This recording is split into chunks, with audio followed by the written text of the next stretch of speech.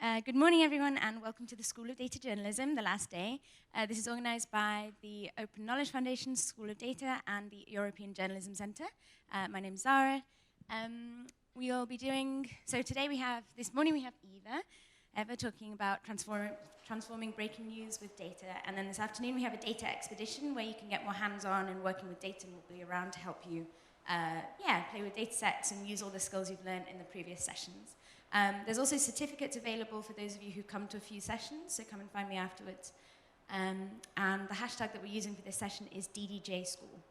So over to Eva. Oh, I didn't know that. Great. Well, welcome everyone. I know it's the last day, so you're all probably ready to go home. But can you just raise your hands for me if you have any experience doing any type of data journalism? Great, okay, so about a third of you, fantastic. Okay, so basically what I wanted to go through today was how you can get started in data journalism in a very high impact way. So global breaking news is one of those topics that's really difficult for journalists because it's hard to keep your audience. So when there's a breaking news story, people switch from page to page, from outlet to outlet, trying to find the newest information, right? So what we're going to look at a little bit here is how, instead of just the newest information, you guys can produce the best information with data that's pretty easily accessible, but most journalists don't really access when it comes to breaking news. So I basically waited to prepare this presentation to use an example that's current. So what we're going to look at is two breaking news stories that came out of Kenya in the last 2 weeks. One came out on March 20th, and it's called, this is hashtag list of shame. Has anyone heard of hashtag list of shame? No, sorry. Great, so Kenya has a big corruption problem. And a corruption body, part of the government, did a big investigation of which officials have been implicated in corruption, and they came out with a list of 175 government officials that are somehow being investigated for corruption. So the way this ran in the media was something like this. Kenyan ministers suspended over corruption claims. So 5 of the high-level ministers that were on this list were asked to step down. Some of them were promised ambassadorships, some of them were promised sort of other things in exchange for stepping down. So you can see, this is from the BBC, this is from the Mail and Guardian. So if nothing else, when you use data for a breaking news story, it means you don't have to use the same exact identical stock photo that everybody uses, because you can use a data visualization instead. So that's sort of the first half of the story we're going to talk about. And the second half is a story that actually most journalists haven't really identified as related, but it is quite related. And this is hashtag 174, not just a number. Does anyone know what this one is about? Yeah, it says there. But everyone's read about the Garissa shooting, right? Everybody's read about the terrorist attack that happened on April 2nd, so just a couple weeks ago. And again, breaking news coverage, a little bit sensational. This is NBC's news coverage of the day. And I like this one because it was a follow-up story from the Washington Post, but they couldn't really think of anything interesting to follow up on. So they wrote an entire story saying, we know where everybody is now. Students are accounted for. And this is what happens often. There's sort of fatigue when you're covering a breaking news story, and basically journalists run out of interesting facts to talk about, right? So we're going to look at sort of how those two topics, which were covered very superficially in the international media, actually, if you followed the hashtags, especially internally to Kenya, raised a whole lot of questions about how those two events were connected, in the future of not only of Kenya, but also of stability in East Africa. And usually that's kind of the conversation that happens like in policy magazines, but it's actually pretty easy for you to introduce those topics into your own breaking news coverage without getting too wonky, without getting too dense. So what I did was basically I read through the first 3 days of coverage and hashtags, and I pulled out questions that came up. So these were kind of the issues that both the international community and the Kenyan community were concerned about. And the first one related basically is terrorism actually a big issue in Kenya, or is the media and the government just kind of using it to distract from Kenya's other problems? So, and this comes up a lot when you're doing data journalism, is you have a number, whether it's fatalities or cases of disease, and it's really kind of hard to figure out whether that's a lot or not. So the first thing we're going to look at is, are fatalities due to terrorism in Kenya, is that really their biggest problem? Is that killing a lot of Kenyans? Is that, in terms of violence, is that an issue that we should even be super concerned about compared to their other problems? And then relatedly, a question that came up a lot is Kenya spending enough on security? You know, they're right on the border with Somalia. Did this happen because they don't have enough security, that there's not enough funding? Is it a funding issue, basically? And sort of another sensational headline that came out of this story was that the special ops of Kenya were flown in about 10 hours after the attack started.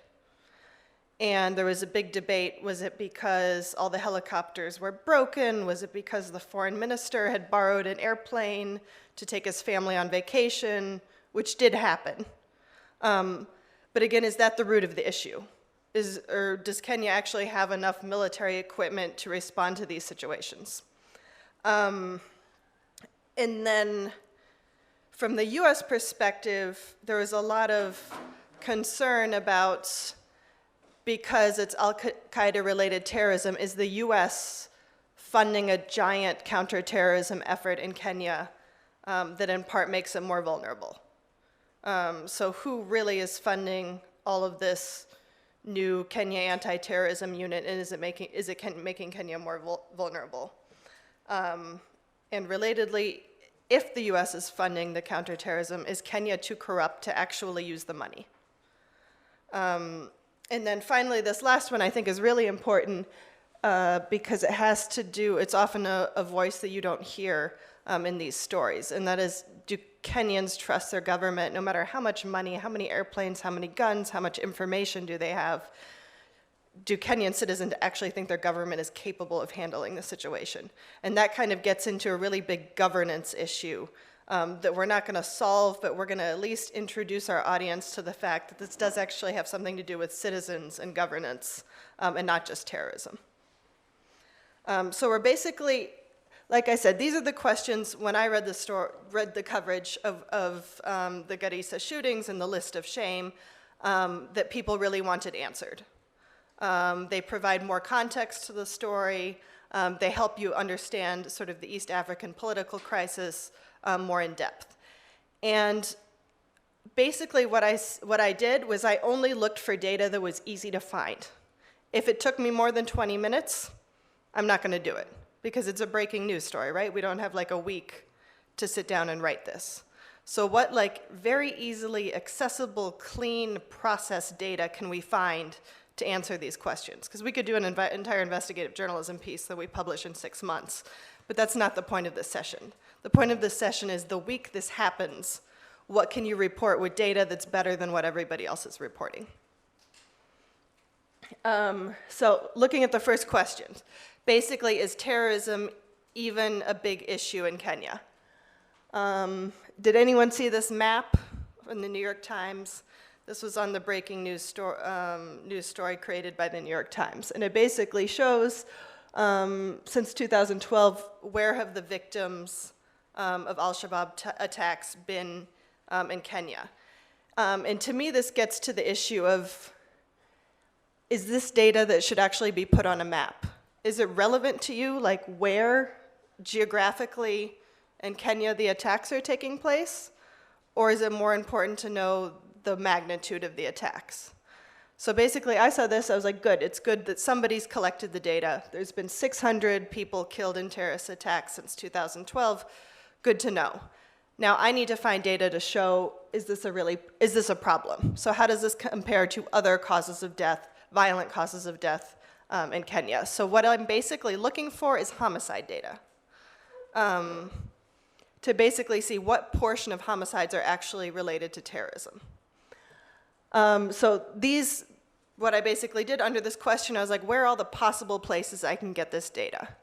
The obvious one would be the Kenya police website, which doesn't exist, so not there. The Kenya Open Data Portal, which has data only up to 2010. The World Bank data was a little bit old, but I just went database through database. It took me about 2 minutes on each database to find where can I find homicide data. The United Nations Office on Crime and Drugs, they have international global statistics on homicides, so I figured they're my best bet. I almost went and scraped a PDF report on homicides in Kenya, just in case I Googled it and I realized somebody had already scraped it for me. So the statistical group had already created a searchable database of homicides around the world, including Kenya, from this database. And I think that's a pretty common mistake we make when we're first getting started in data, is you find the PDF report and you're like, yes, I'm gonna scrape this. If it's something like global homicides, probably somebody else has already thought of that too. Like probably somebody's wanted to do a story about global homicides. So it's always worth it to look to see if there is a database with that data more easily available. So again, this last one was where I found the most recent data. And it's not super recent. It goes up until 2012. You can see there, number of homicides. So it's kind of useful because it gives me an idea of trends. So here's the data, and I basically did a visualization, and you can see that violence in Kenya and homicides, they do have a security issue. Kenya definitely has a pretty growing security issue. You know, in 10 years, it's almost doubled the number of homicides. And again, the reason I didn't do this as a rate, like how many people die per 100,000 people, is because with the terrorist attacks, we have one number. 600 people in 3 years have died. So 6,000 people compared to about, you know, between 2,500 and 3,000 dying a year, that's kind of a lot of people dying in terrorist attacks. That's between 5–10% of homicides related to terrorist attacks. So this, for me, kind of answered the question that, yes, in Kenya, it's worth it to talk about homicides. There's probably a lot of other reasons that it's, you know, probably violence against women is a big cause. But compared to how many people in Kenya die of other causes, terrorism is a pretty big cause. So it is a problem for Kenya. It's something worth talking about. So that, for me, that was kind of my first step. I showed Kenya. I can make the argument now that Kenya is becoming a more dangerous place in general, and increasingly terrorism is one of those factors. Okay, so since I've established that, yes, security issues in Kenya probably need to be addressed, my next question is, so is Kenya spending enough on security? And again, I did the same thing. Where could I find this data? Every country usually has a treasury site that has a fantastically long PDF that nobody understands with a budget breakdown. So I could get it there. Again, Kenya Open Data Portal, no luck. International Budget Partnership is also another, it's an NGO that's a great source of international budget data. They didn't have a searchable data file of the budget. So I could go there, but I was looking for an easier way. Like I said, this entire time I'm looking for the easiest possible way to do this story. Openspending.org, which is a School of Data Open Knowledge project, they also collect budget data. Their most recent budget data for Kenya was from 2012, so too old. Finally, again, I looked at the World Bank. What does the World Bank collect in terms of budgetary data? And what I found out is they kind of collect a lot. I looked specifically at defense and security. and found all these different categories of military spending. So of course, I only need one argument for this. Like, I only need to show one statistic, so I went with military expenditures percentage of GDP. World Bank data, one nice thing is you can compare countries, because again, let's say they spend 15% on security. Is that a lot? Is that a little? Like, no idea, right? So I compared other East African countries. They didn't all have data, but some did. Kenya, in this case, is the purple line. So this at least gives me an idea that, so in Kenya, about 1% of the GDP is spent on security. This is a data wrapper graphic, which I realize when you try to use the free copy and you save it as a PDF, you lose your color codes. So in this case, Kenya's green. Sorry, I realized that last night. Otherwise, I would have paid my $12 for a paid copy. But so we can see that, and I didn't do a correlation between other countries' security issues, but I know that Kenya is having serious security issues compared to, the neighboring countries, and yet they hold pretty steady on the percentage of military spending. So even though the violence and homicides are increasing in this country, military spending, not really. Yeah.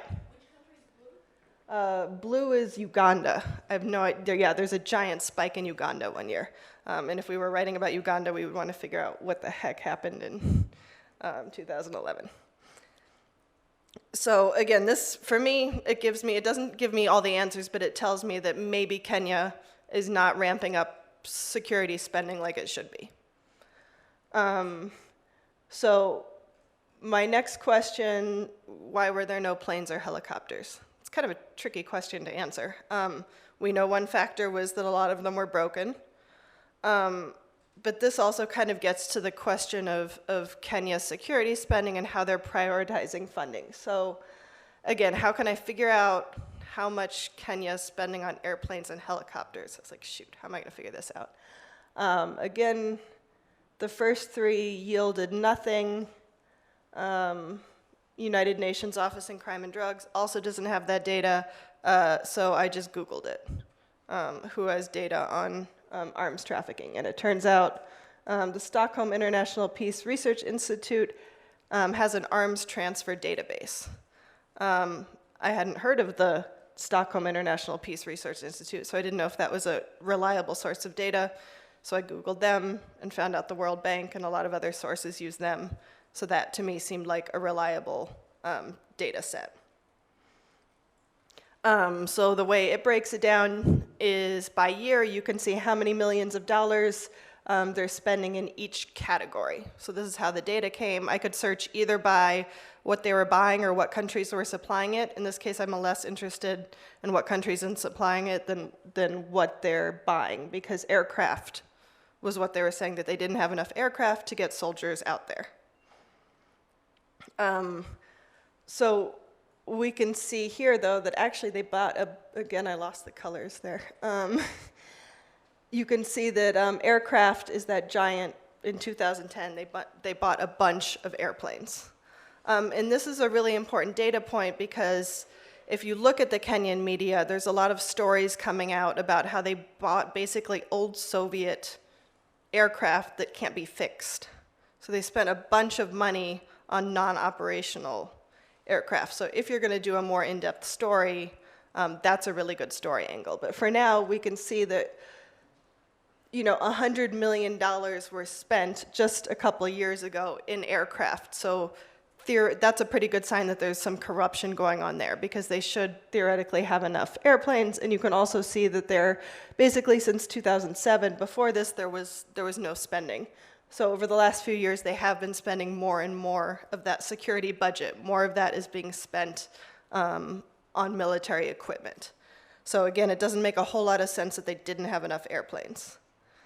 And so then we look at, well, who's buying them all these airplanes? Like, did someone give them a bunch of money for equipment and they just bought some? And a big debate in Kenyan media is like, US is pumping all this money into a very corrupt security system. So the first half of that question is the US pumping a bunch of money into Kenyan security or not? And again, where could I find out whether this was happening? So basically, I want to look at aid to Kenya. Has anybody worked with the aid data database? It sucks. It is impossible to figure out what the heck well, you can figure out what you're searching for. It's impossible to figure out how to download it. So like instead of, again, it was my 20-minute rule. I'm not going to fight. Yes, I'm pretty sure they have the data. It is the most confusing dashboard I've ever seen. So I looked at it and I gave up. OECD database also has a bunch of data, also pretty confusing. Okay, I'm not going to do it. So then I was like, well, most of the accusations are about US funding. So I want to look specifically at US funding. The US has this big database of all aid they're giving out. So I did get a spreadsheet from them. It was a little more detailed than I needed it to be because it was mostly about health aid and education aid. So they have another database called USAID Dollars to Results that actually looks like this and shows you each year how much they're giving for conflict, for security spending. So, and it breaks it down whether it's conflict mitigation, so like peace programs, and then counterterrorism, which is usually training and weapons, right? Money for training and weapons. I also like this because the site is called Dollars to Results, and there's nothing about results. There's only things about dollars. So this is what I used. They had the last 3 years of data, which I scraped. And then you can see that there is, the year of Westgate is 2013, so the last major terrorist attack, there was a giant spike in US funding for security. So that kind of answers, like puts this subject, they keep quoting people saying, oh, it's, you know, the US is funding all this security work, but nobody actually ever goes to figure out, well, how much money are they actually giving to Kenya? So you can kind of put that topic to rest and say, at least until 2013, this is exactly how much money they were giving. Again, my 20-minute rule. I could probably get the data for 2014 from another database, but it was taking me too long. So in a follow-up story, I might do that, but again, I just need something that I can report on quickly. So this is my graph. Again, light blue is specifically counterterrorism. And you can see how much it's increased lately. So the big question basically for Kenyans is the US is pumping a bunch of money, weapons, training into a corrupt security force. Corruption is kind of a tricky topic to measure. So I basically was like, what data can I find on corruption-related topics? The Gini index is a measure of inequality.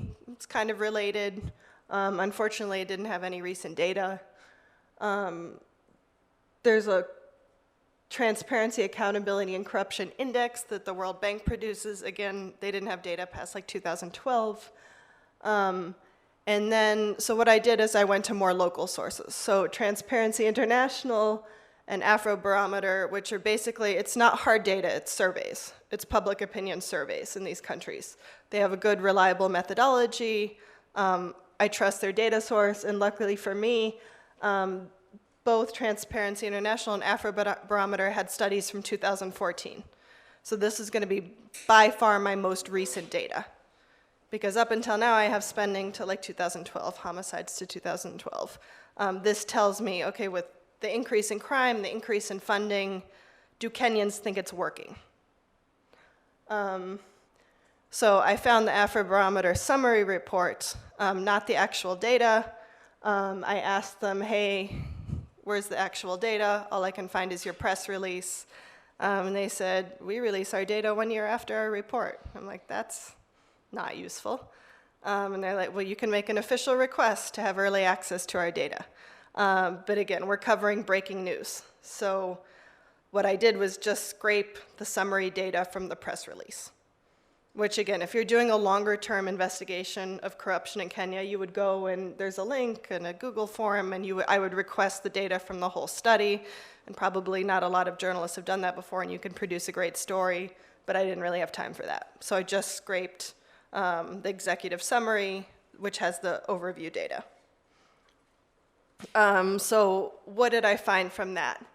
I got 3 different data sets from both Transparency International and Afrobarometer.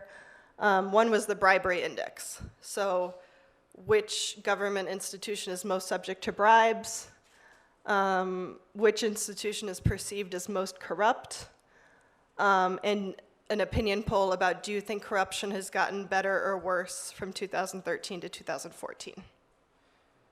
Those are the 3 kind of data sets I picked out as particularly relevant to my topic. Because again, I wanted to answer the question, does the Kenyan public have confidence in protecting their people against terrorism? So, no. Police are thought to be the most subject to briberies in Kenya. So one of the things the president said was like, I'm gonna call up 10,000 new police recruits to help us solve this issue. So we know from this that that is probably not the way the Kenyan public would think is the best way to address this issue. It turns out also those 10,000 police recruits were being investigated by the court for corrupt recruitment practices. So it's 15,000 new corrupt police recruits. Probably not going to help the situation. So this statistic is particularly relevant to my story since the police are topping the bribery list. Again, this public opinion poll, 3 out of 4 Kenyans think that all or most of the police are corrupt. So instead of talking about we need to hire more police recruits, the conversation should maybe be about how do we fix a corrupt police force, right? Followed again right by government officials, 46% of the public thinking that they're corrupt. And then finally, 2 out of 3 Kenyans think the situation has gotten worse from 2013 to 2014. So these opinion polls give kind of the sense of urgency to a problem. Like this recent attack on Garissa, it could be a tipping point. Like this is bordering on like a major governance crisis with Kenyans completely losing faith in their government's ability to govern. So those, again, I had a 20-minute limit for finding data to answer each of these questions. It did take a little longer to clean the data and to create these visualizations. But in just a couple of days, it gave me a much richer picture of terrorism, this terrorist attack in context. You could write stories about these. You could write one every day focusing on a different topic. One day focusing on, increasing insecurity in Kenya, one day focusing on the corruption in the police force. You could, each time you do a follow-up story on the Garissa attack, you could include another data point, or you could put them all together in one story to sort of provide your audience with a more in-depth picture of the situation. Another thing this data points to is, well, how are you going to cover this story in 1 week or in 1 month? If you're doing continuing coverage in East Africa, what questions does this bring up? So what would you want to investigate in the future? So a lot of it is about accountability. Are they going to investigate the security failures? Still, for the Westgate attack, we're not even sure the names of all the victims. So is anyone going to be held accountable for this security lapse, or is somebody just going to retire? This fantastic list of shame of 175 officials being investigated. Can you track that? Can you track whether people are resigning, whether they're getting ambassadorships and other cushy posts? Are they coming back to work? That's a really interesting topic to track. And then switching more to the Western angle, can you do a story tracking the effectiveness of public funding for security? So is the West making the situation worse by funding a corrupt police force? And then finally, like, are these anti-corruption measures being put in place? Are they effective? It's great to have a list of 175 people being investigated for corruption, but in a country with so much corruption, like in 2 weeks, everyone could just be like, everybody could be cleared of charges. The Western media would never have written any story except that first one saying 5 ministers resigned.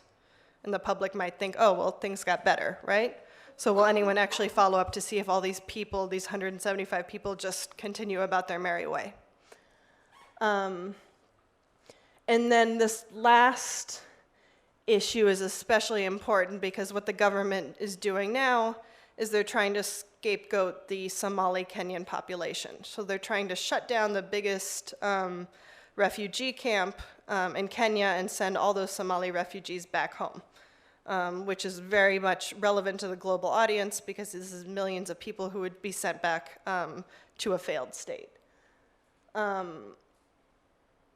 And the government has threatened basically to take away attention from itself, to say, oh, we'll fix it as long as we get all the Somalis out of our country. So if any of you are interested in investigating these topics, there's usually, and this applies to most countries that you'll look at, there will be public access to fiscal audits. So there should be an audit about how the military and the police are spending its money. There's parliamentary accountability reports that you can access. So if the parliament has investigated a specific topic, like for example, human rights violations against suspected Somali terrorists in Kenya, because they're copying the US and starting to just,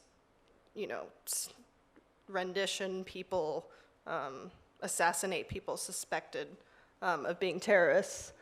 And the parliament investigates those issues. There's a budget implementation review. So again, overall, how is Kenya doing in implementing its budget? And then finally, the entire list of shame is public. So after you do your breaking news story, if you want to look more in depth at budget accountability or terrorism or whatever, there's a lot of resources that would take much more time, but they are locally available resources that you could begin to investigate. Just to give you an idea of what these documents look like, this is the list of shame. So you can see the case number, the allegation, and the allegation is pretty specific. It's saying corruption in the tender process for the purchase of this specific item. So again, you could scrape the entire tender database and then cross it with everyone being investigated for violations of acquisition practices. It's got all the people's names, which institution is most corrupt. You could do an easy data story on which institution is being most investigated. And then most dollar amount involved, and then court dates.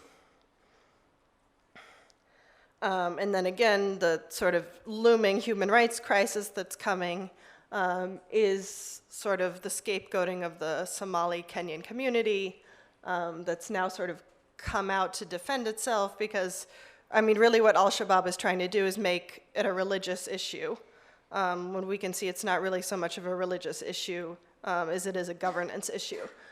So covering sort of the backlash against the Somali Kenyan community is a really good way to sort of get into the data of how many Somali Kenyans are actually involved in these and how many innocent people are being targeted. So that's the overview presentation. And now for the workshop component, what I wanted us to do is basically to look at a breaking news story from today and kind of go through the same process of what questions would we ask. Like based on kind of superficial coverage coming out, can we list 5 questions that we would want to answer for data, and then can we begin to find that data? So we have about 40 minutes left in the session. First, I'll take questions about this, and then we can look at the front page of the BBC, pick a story. Do we not have 40 minutes left? No, we do. I just thought of a story. Oh. Or Zara can decide a story for us. Is there any questions so far about what yeah.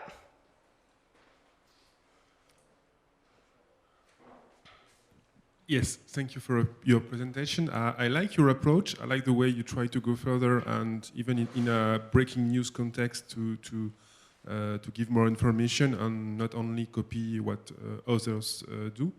But in my opinion, it might be a bit risky to cherry pick some data from various databases and to publish them without having some expertise on it, without asking a researcher or an expert on these countries, or because sometimes there can be huge bias, even in official international database, look like very accurate, and sometimes they aren't.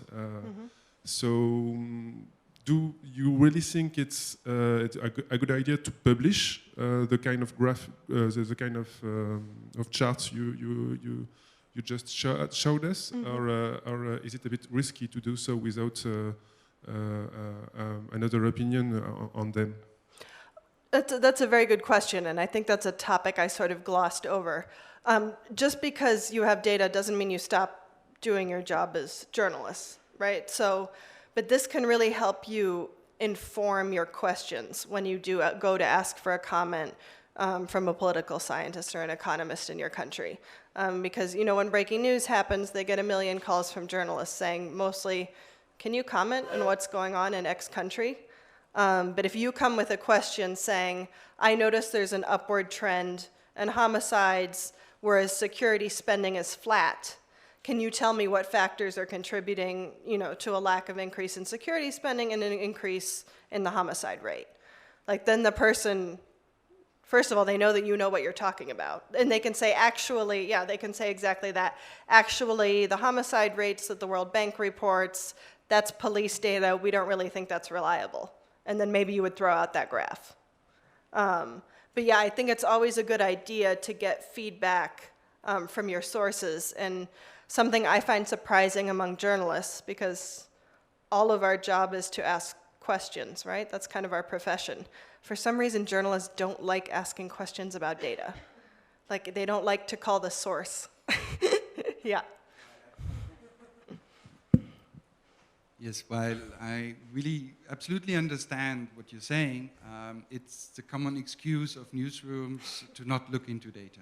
And in this work situation, when one looks at data, it feels strange, insecure. Like, it's not what we're used to. When we do an interview, what's your opinion on that attack?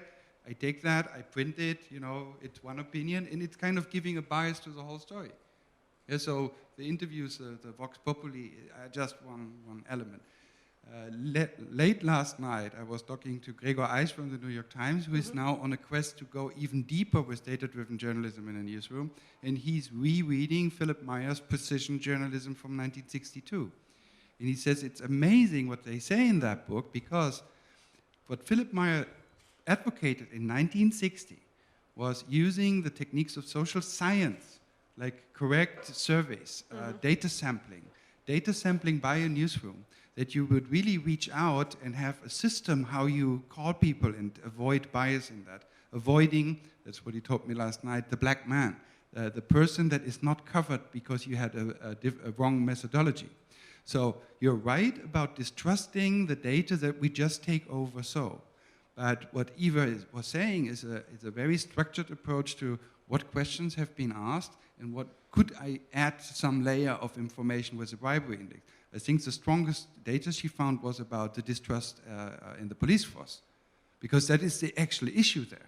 The issue is not one attack and how to avoid it, because there will be another attack and another until Kenya, which was on a rise in economic-wise, is at a breaking point and falls back 10, 20 years. So I think what you did was worthwhile reporting, as good as it gets, but it shows, and there you're right, the lack of understanding and resources, because we cannot start collecting data in the moment when stuff happens. We should have started on an ongoing basis. That's what we're saying about data-driven journalism. We want to do data journalism driven by data. So it's both in there. That's my opinion.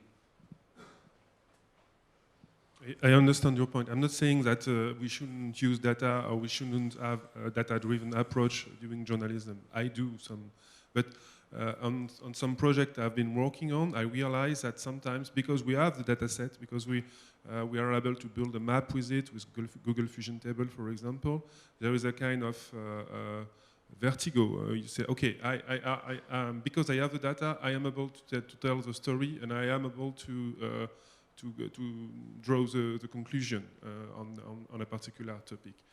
And from my experience, that's not true. Data is a good way to ask questions, but on most subjects, on most topics, as journalists, we don't know much, even if we have the data with us. And there are people, scholars and teachers and experts who are working on some countries or some precise topics inside a country for years, and especially in a breaking news context. If you start working on a country the morning because something happens there, like a terrorist attack, then you can't become an expert just because you have cherry-picked some tables and some data, and you know how to do a pivot table in Excel. That's not enough. You have to be aware of that. Otherwise, you're going to do some big mistakes just because you found somewhere on the internet in an institution site a data set that looks like informative to you. Perhaps it's not. Perhaps it's just crappy methodology behind that. You have to be, yes.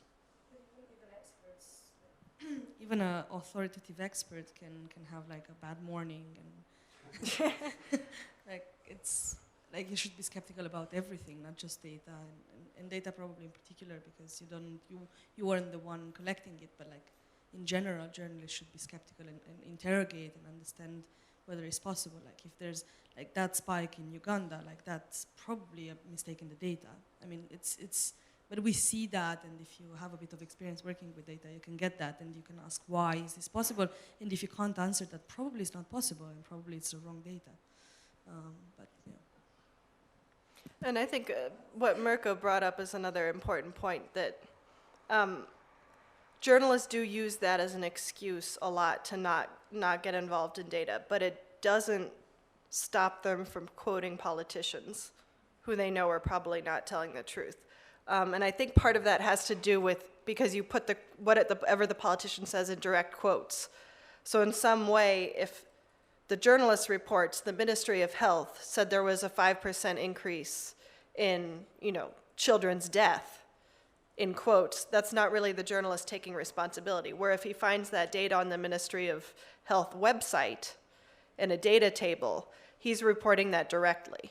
And some journalists get uncomfortable with actually having to take ownership of, these are the facts as I found them, instead of just, this person said this thing, this other person said the opposite thing, and that's my story.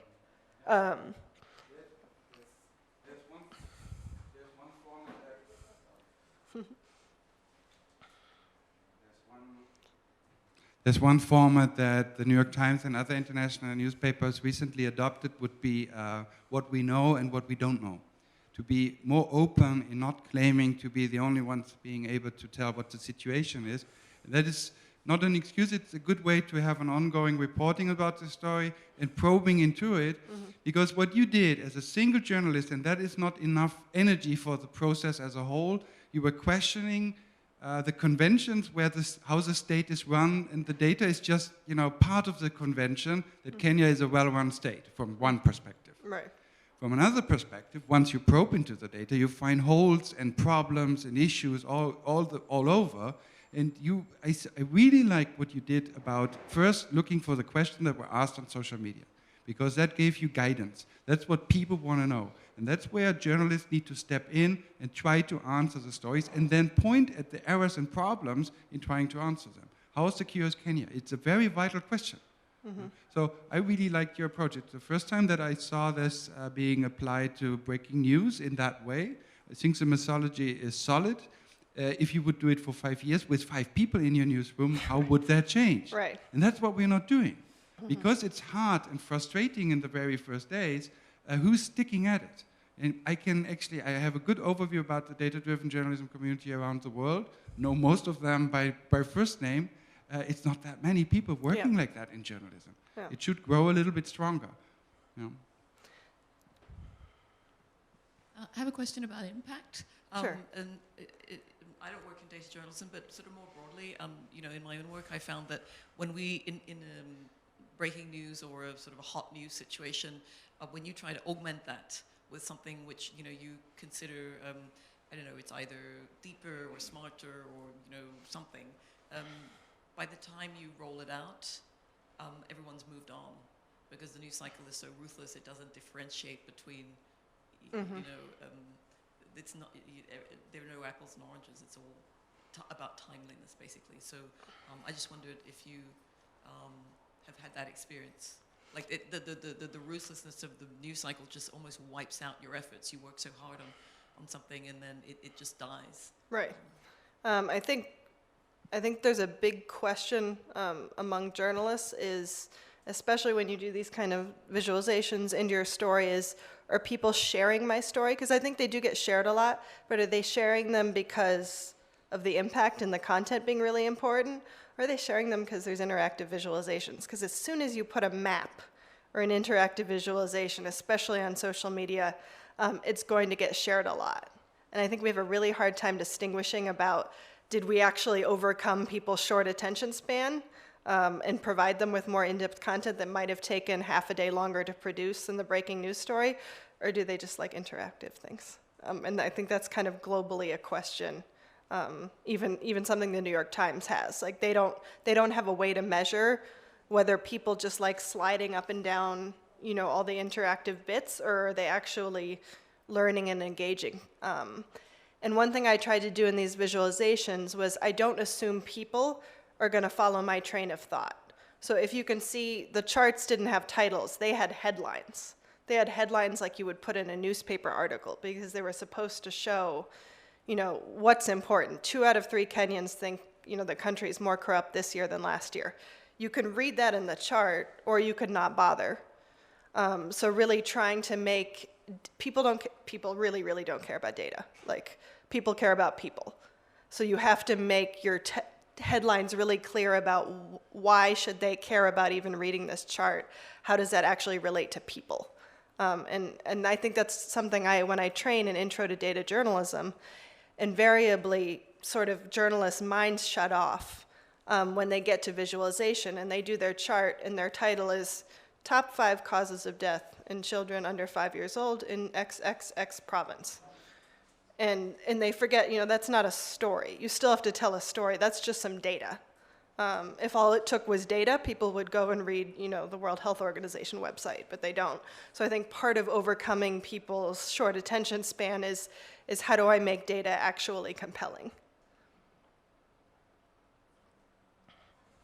And that's, I think, globally there's an open data movement, and there's a lot of think tanks that are starting to collect data, really fantastic data on corruption and on education and health. But they're running into the, why don't people care about my data? And it's the same, no matter what, people aren't going to care about data. You have to figure out, you need the communicators to tell a story and to tell about a kid, interview the mother of a kid whose 5-year-old died of diarrhea for people to actually care. So mixing that human narrative with your visualizations, again, probably not in a breaking news context, but in almost every other context, you still want to tell a very personalized story.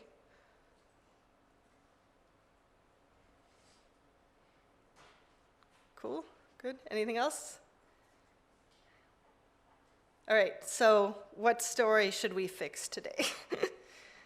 I was going to suggest we look at a Italian website to see what the breaking news of the day is, but I don't know if enough of us speak Italian to be able to read the stories. So why don't we just look at the BBC World? Does anyone know of a breaking news story today that would be good to, Zara does, yeah.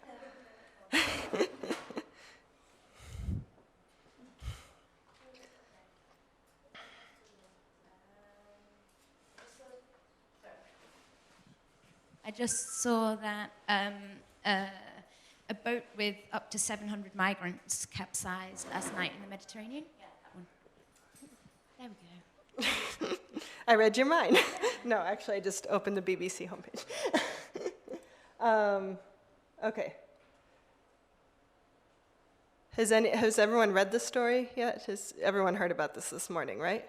So why don't we think about what questions we would want to ask with data? What questions do the public have after reading about this accident? See if we can come up with like 5 questions. So basically, again, our goal is, how do we enrich a breaking news story? How do we change it from X hundred people died, migrants died in the Mediterranean, to the issue, of migrant fatalities? How do we change it into a policy issue? How do we change it into understanding the root of the problem?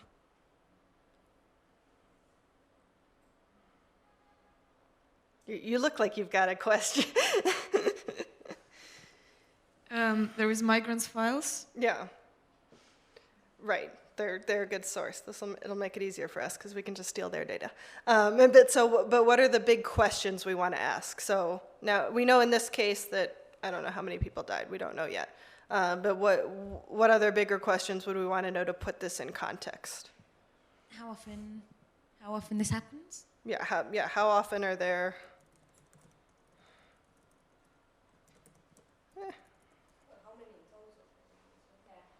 Yeah, how many and how often? Yeah.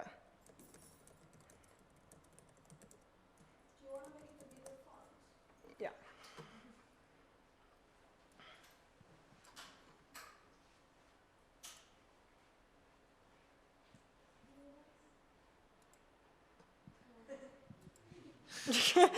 Okay, so how many and how often do migrants die while crossing? Okay. And that's again the question of numbers. Is this a big problem? Is this a little problem? Is this specific case big or small compared to, oh, it's an Italian keyboard, that's why it's killing me. I don't know where okay. What else do we want to know? Are the bodies like Frontex responsible for taking care of them, like not killing them or rescuing them? Yeah, so who's in charge of rescue? And why are they, and maybe how big is their budget?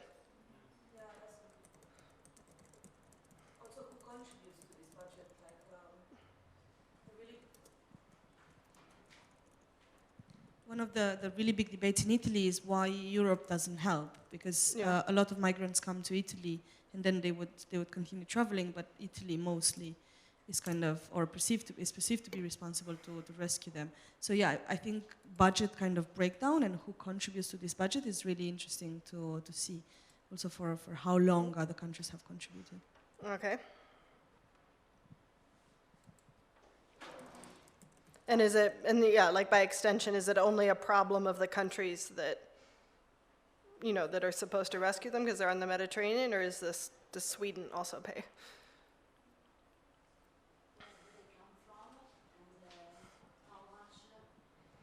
Where do they come from, and how much money do they spend to come here in Italy? Mm-hmm.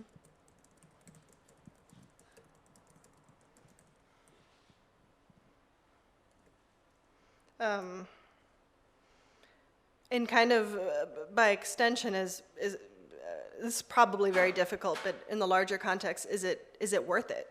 Like, how many try it? How many get there? And are there any opinion polls of migrants who have crossed illegally? And would they have said it's worth it or not, right?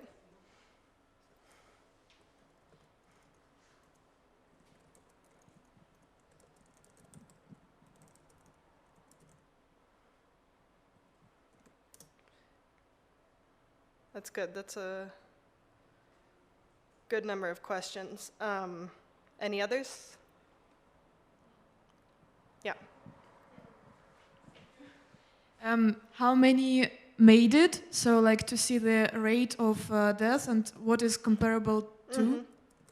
So what's the success rate, right, basically?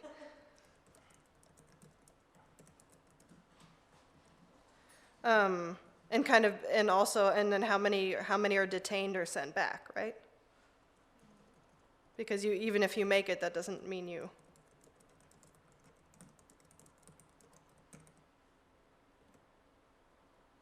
Okay, cool. It would be good to know how many actually refugees or asylum seekers there are. Yeah.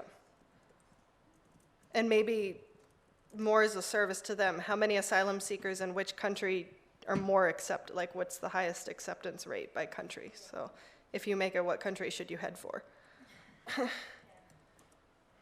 And maybe even by nationality, like maybe some countries accept Eritreans because they have a policy that if you come from an extreme dictatorship, no matter who you are, you're accepted. Maybe another has a policy that's like women are accepted. Like can we figure out what the dynamics of asylum seekers? Yeah, that's a great one. What happened to my? Oh, there we go.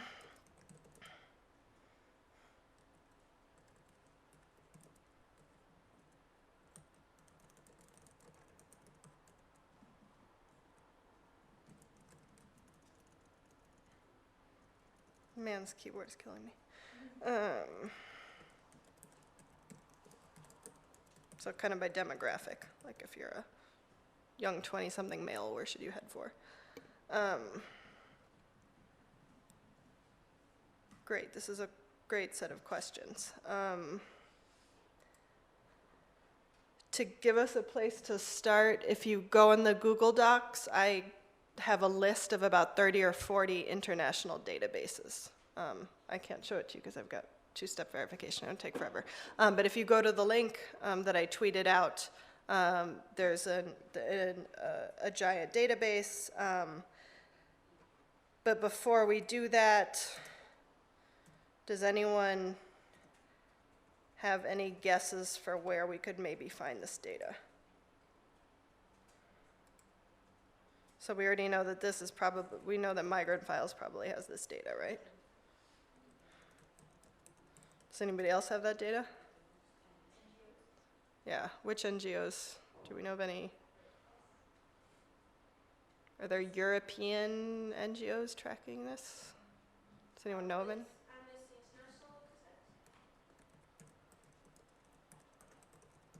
Yep, they might have it. Sorry, I can't hear you. UNCR might have it, yeah. International Migration Organization might have it. So that's a pretty good place to get. Yeah.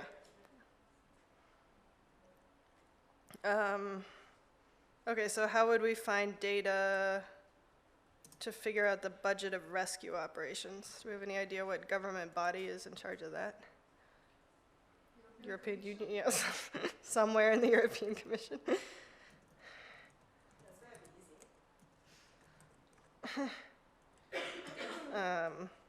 Probably individual governments might have, especially the ones on the Mediterranean.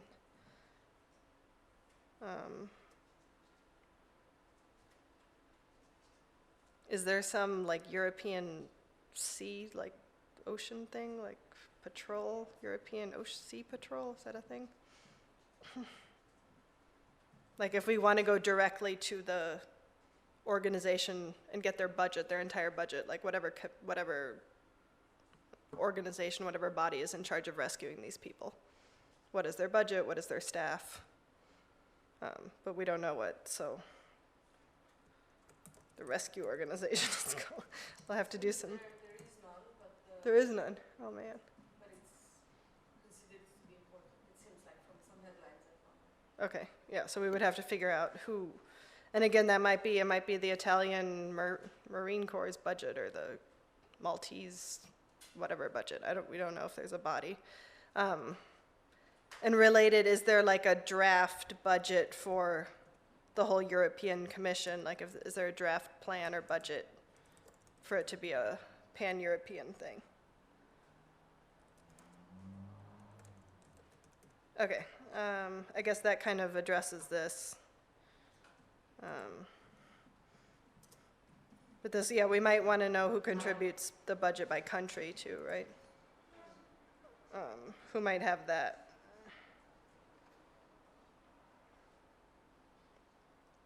There's probably some sort of European Commission or IMO study, right? That would, I think there was an IMO study.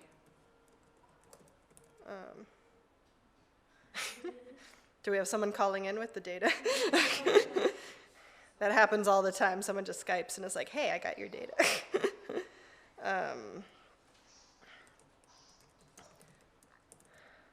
And this is probably an issue that the migrant files tracked. The mafia is in charge of rescue, that's why. But the migrant files probably tracked their impact. So they probably were like, probably on their website somewhere they say, and then this draft policy was discussed, or we met with the foreign minister of Italy or whatever. They probably have some leads to where this is going.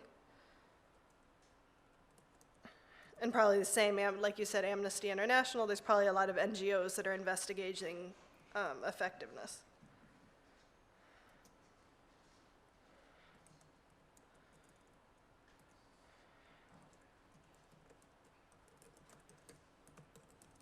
Okay,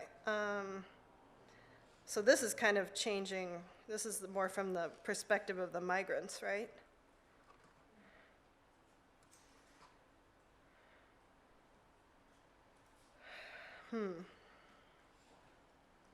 Do we know anyone who studies migration into Europe? Is that country level or? Maybe UNHCR officers? Yeah.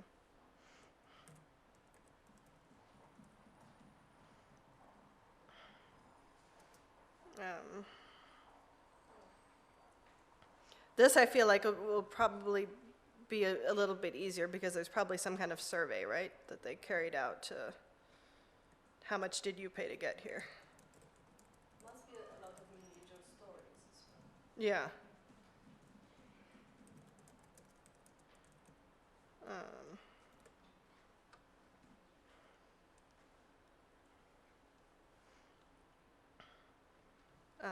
And this is kind of a silly suggestion, but you know, if you do have data on what countries they're coming from and like which they're most successful from, like top 10 signs your boat is going to sink, or these are the, like, if they did some kind of survey of the boats that did capsize, like what are the origin countries? Is it more dangerous to leave from Morocco than it is to leave from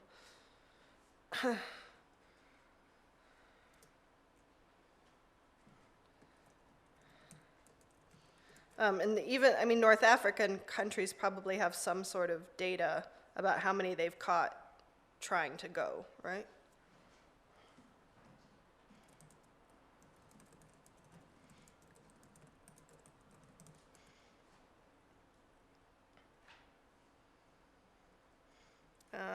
Okay, who's got the data on is the crossing worth it? Yeah, that might be more, yeah, qualitative information.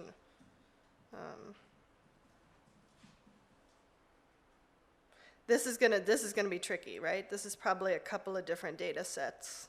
Migrant files, how many died for sure. Yeah. But it's hard to figure out how many made it, right? Did they actually count arriving boats? Does anyone? There are centers that process the migrants in Italy. Yeah. To what extent they publish the data. So like intake facilities? Yeah. So yeah, when they are rescued, there must be some data. Yeah. They call them welcome centers. Yeah. And Greece was in the news, right, this week because they closed all their intake facilities. They let everybody go.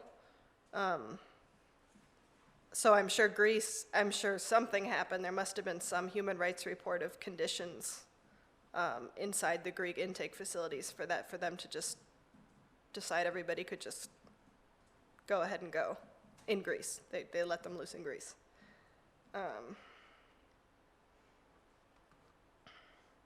This data should be pretty easy to find, right? There should be immigration office data. If not, European Commission data.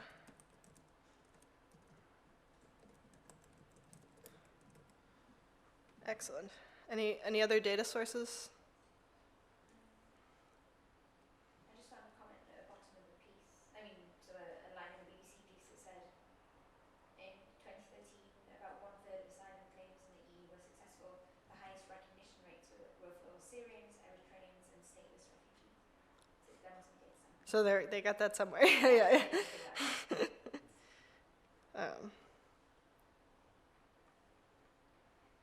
Kind of reassuring, though, that acceptance rates are higher from places that are really terrible. Right? Okay, great. So shall we go ahead and look for the data? We've got 7 different questions. I don't think we even have that many people in here. Do you guys have preferences? A question you want to look into? I'm trying to look into how many are kind of welcomed or whatever, intake centers. Intake center data. Okay, so I'm trying to see. I'll look at, shall we say, how many asylum applications are submitted? okay, so Zara is on this one. Yeah. We'll take number 2, please. Okay. I shouldn't write down people's names because I'm very sorry, but I don't know what everybody in this room's name is. This one's taken.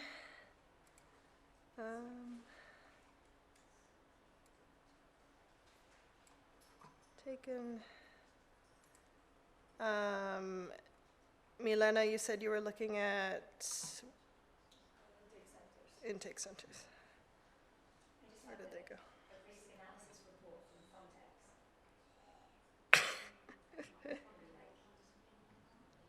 Okay, anybody else? Any preferences?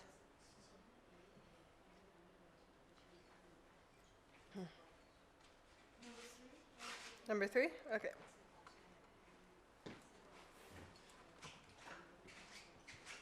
You gonna come hang out with me? Keep me company? You gonna keep me company? Ask you something. What email did you use to register for database? Because I found you once in the database, but Oh, but it doesn't have the visualizations, right? Yeah. No, that one. Yeah, no, it's my husband did them. My husband did them. I was in a hurry, so it's actually my husband created them. Okay, but I can put you on Yeah. publishing account now. Okay, great. That's Cool. my point. Yeah. Yeah. You're gonna go with number 1? Great. Okay.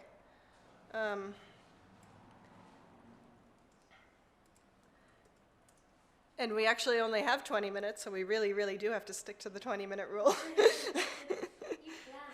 Yeah, right. I'm that amazing at timing, right? And my shuttle leaves at 12:20, so I really.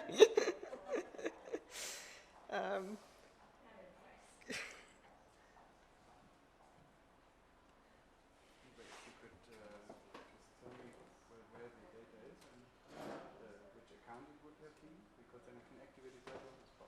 Oh, okay. Well, my husband created It doesn't it. matter. It's just because Doesn't matter. it's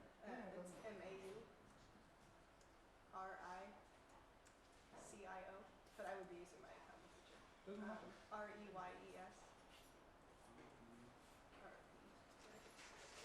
As long as this isn't an Italian keyboard.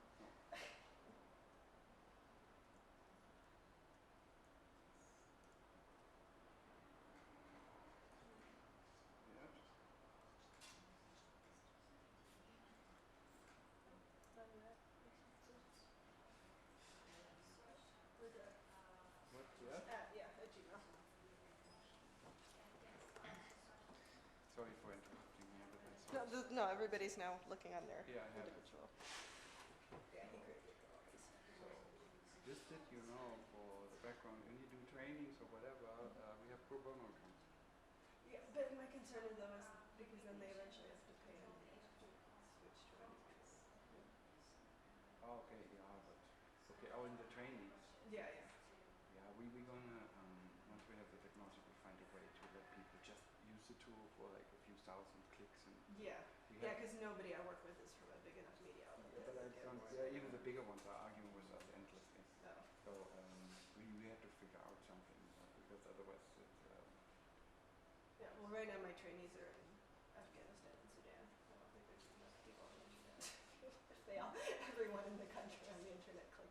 visualization. I don't think they would hit. So, just to show you how relatively easy we can do that. We can add the user here, the product thing.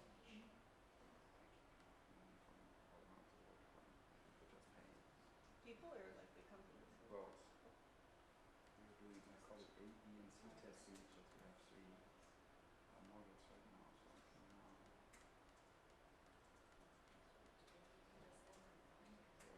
through February 2016.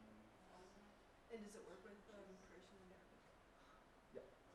Arabic, Persian not. That Persian. We have we're working with Swiss Info and we have right to left charting. I really like the approach. Yeah, it's a weird format because it doesn't have enough time for them to actually. It's good. And I didn't know if they bring computers. So. No, it's good. No, but that's just that, we can find ways, and we're looking for ways to support training and non-profit, and students get to us and they can have for 12 months and they get it. Okay, yeah, maybe we'll do that. So it's not worried, in 12 months is quite a long time. Exactly, yeah. So we want to take out, we don't want money from small bloggers and people in Afghanistan. Right. Yeah.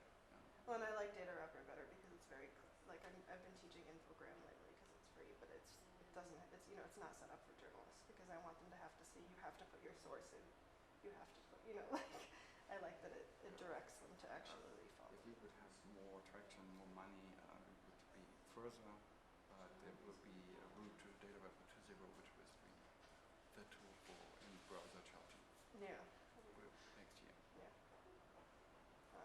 Because I also work with them on the visualizations from, via Skype. So. Yeah, and then on another note, I mean, I have by now broke lines like banks using Data Wrapper. They Really? pay 10 times what Newsroom would pay. Yeah, right. So you can use the private sector to subsidize some of this. That's where we want to go. Because €100 per month for a whole newsroom. I mean, for internews in total, it would be €100. Yeah, that'd be fine. Yeah, it's the only thing I worry about is the trainees. Yeah, but as I said, we can have It's 12 months, it's fine. No, what we can do too is, the problem is we can set up fake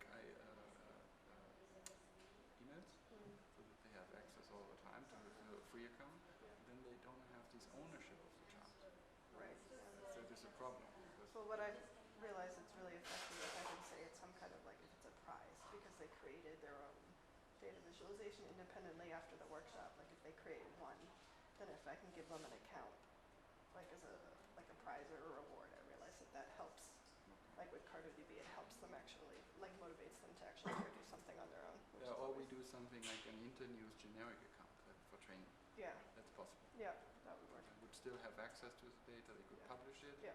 And they can write their name into the chart, for example. Right. So there are quite a few options. Just talk to us. Okay, yeah. We're very open to that. Yeah. We're not a big company. Cool. It's not working at this moment because of the Wi-Fi. And I would like to be in touch for writing up an article on data-driven-journalism.net about this. Sure. I took notes. If you could send me your presentation, you need to publish it on something like SlideShare or so?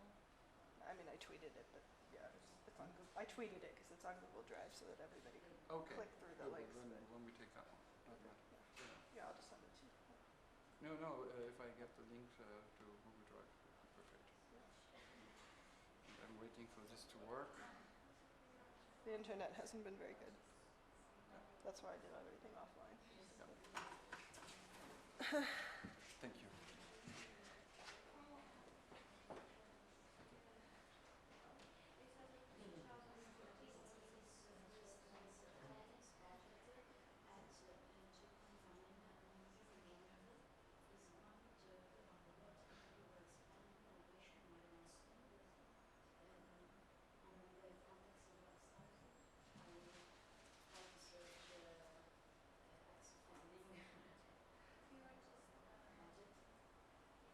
We have about 20 minutes left? 10 minutes left.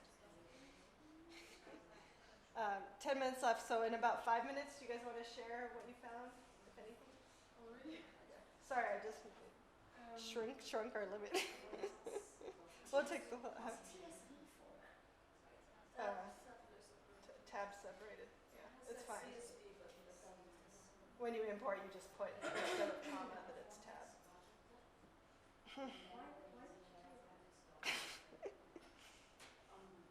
And the first time you encounter it, you're like, why won't you?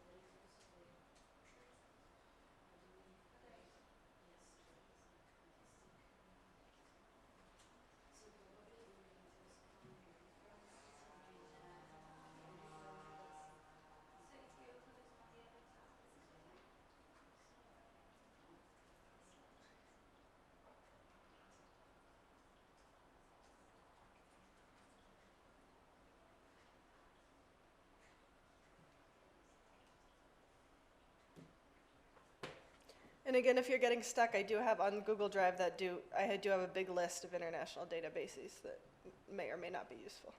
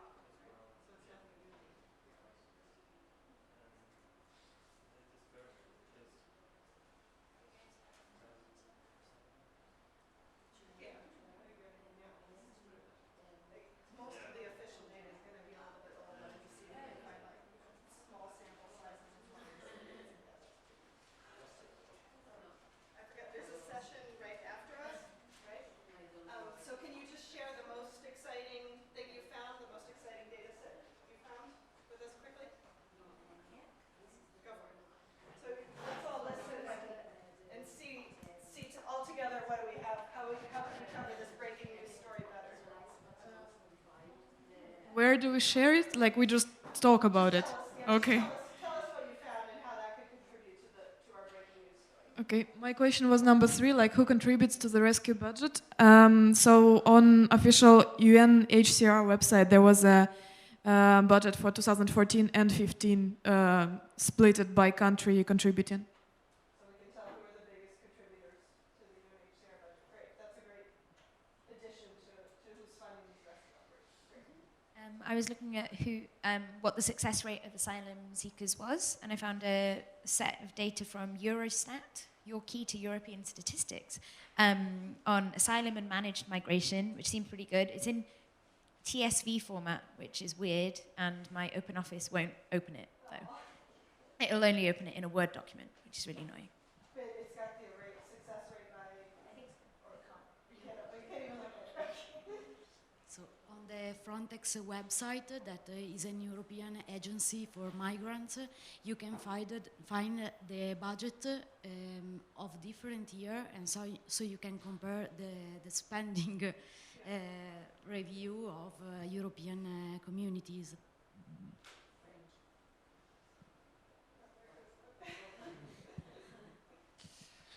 I found in an IMO report a comparison of border death in the Mediterranean Sea between different years. And so the number of deaths crossing the Mediterranean Sea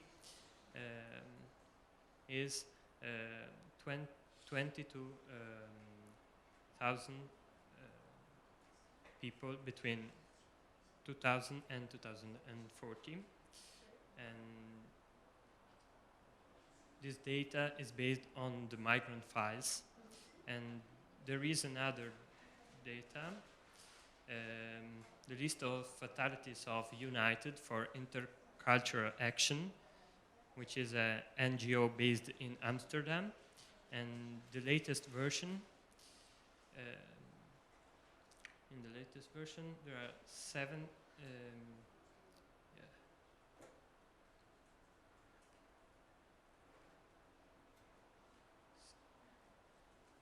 17,000 cases from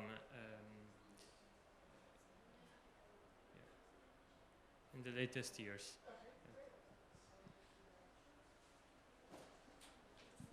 I was looking at how many migrants are kind of received or taken. How do you say that? Taken in. And I did find something on the Ministry of Interior of Italy. It's like horrible example of non-open data. They did some horrible graphs. They thought it will be so interesting if they visualize the data. But probably you can extrapolate a lot. Like there's a table at the end, and if we can scrape that, we have number of migrants in these centers per region. And we actually have this differentiation between people that are requesting asylum and people that they don't know what kind of status they have. So they have this center that breaks them in typologies, and they actually go to different centers. So it's interesting. I think it's interesting, and data is from February 2015. Well, that worked amazingly well. We have how big is the problem? How many people are coming in? Yeah, what's the rescue budget? Where's the budget? Who's paying for the budget? Zara, who can't open her thing. And what's the budget from year to year? So just comparing how big the problem is to is spending ramping up based on how, the increase in the problem. Yeah, way to go, guys. 15 minutes and you have a great breaking news story. So who's going to publish by the end of the day? Some of you work for daily newspapers, right? Yeah. So you'll tweet the link to your fantastic breaking news story. Well, great. Are there any more questions? Okay, well, definitely stay in touch if you need help with stories. I'm a freelance data journalist too, so if you have data projects you want to work together on, if you just want help analyzing data for your news coverage, let us know. Also, School of Data, great for that. And thanks so much. Bye.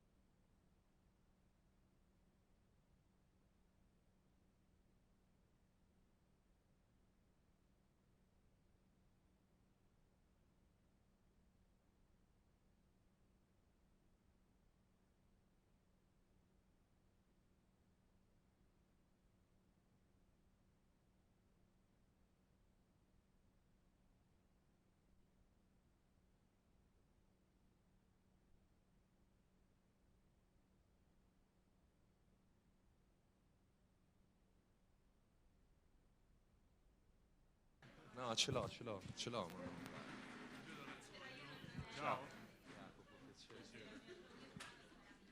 Cioè, se parlo al microfono si capisce che sono lo speaker, senza il cartellino rosso, giusto? Dovrebbe essere intuitivo. Buongiorno a tutti. Grazie di essere venuti così numerosi all'alba della domenica mattina, che è l'ultimo giorno del festival, è sempre complicato, dopo l'ultima sera al festival di solito, che è impegnativa per tutti, almeno per me lo è stato. Benvenuti e grazie di aver accolto con tanto entusiasmo, tanto calore l'idea di passare un po' di tempo insieme per provare a ragionare su come costruire un progetto editoriale partendo da un'idea, partendo da quello che abbiamo in testa, che ciascuno di noi pensa essere un'idea di progetto editoriale. Lanciando questo evento su Facebook dicevo che probabilmente è l'unica soluzione, visto che giornali, giornalini, giornaloni, televisioni, siti non assumeranno più, non ci assumeranno, non vi assumeranno. Vedo che l'avete presa molto sul serio, forse perché sapete che almeno su questo siamo tutti d'accordo, purtroppo o per fortuna è proprio così. Io avrei bisogno, prima di tutto, prima di spiegarvi come lavoreremo insieme stamattina, di farvi qualche domanda a cui si risponde con una semplice alzata di mano. Quanti di voi hanno in testa un progetto editoriale che vorrebbero realizzare? Ammazza, che bello. Ottimo. Quanti di voi hanno già iniziato operativamente a costruire un progetto editoriale, imprenditoriale, quello per cui siete qui o per cui avete alzato la mano prima? Bene. Quanti di voi hanno già costituito una società, un nucleo, diciamo, tecnicamente? Tassi di conversione elevati, come si dice. Quanti di voi conoscono abbastanza da modellare in prima persona sistemi come WordPress, Drupal, Joomla? Adesso io mi siedo e parlate voi. Qualcuno di voi programma in C? Ah no, beh.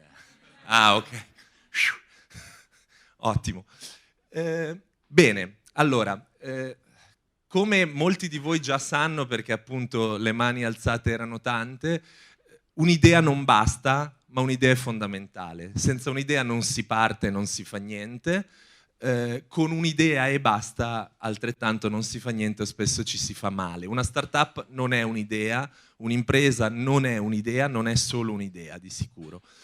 L'obiettivo che mi sono posto proponendo al festival questo incontro di stamattina era quello di aiutare chi già non ce l'ha o di aiutare anche chi già ce l'ha ad apprendere un metodo, a mettersi, diciamo, dalla parte di chi sa che per arrivare a mettere a terra, a mettere in rete, a mettere in edicola, se c'è qualcuno di voi che ancora ha questo sogno, un progetto editoriale, servono alcuni passaggi precisi, serve un lavoro attraverso il quale raffinare l'idea per portarla a diventare un embrione di business plan, infine a diventare un business plan, infine a diventare un oggetto sulla base del quale fare fundraising, che sia equity, che sia già dal lato dei ricavi, e infine a poter partire e possibilmente ad avere successo, come ci auguriamo tutti, per tutti noi. Io comincio da me, dai miei soci, che ovviamente lavoriamo per avere successo.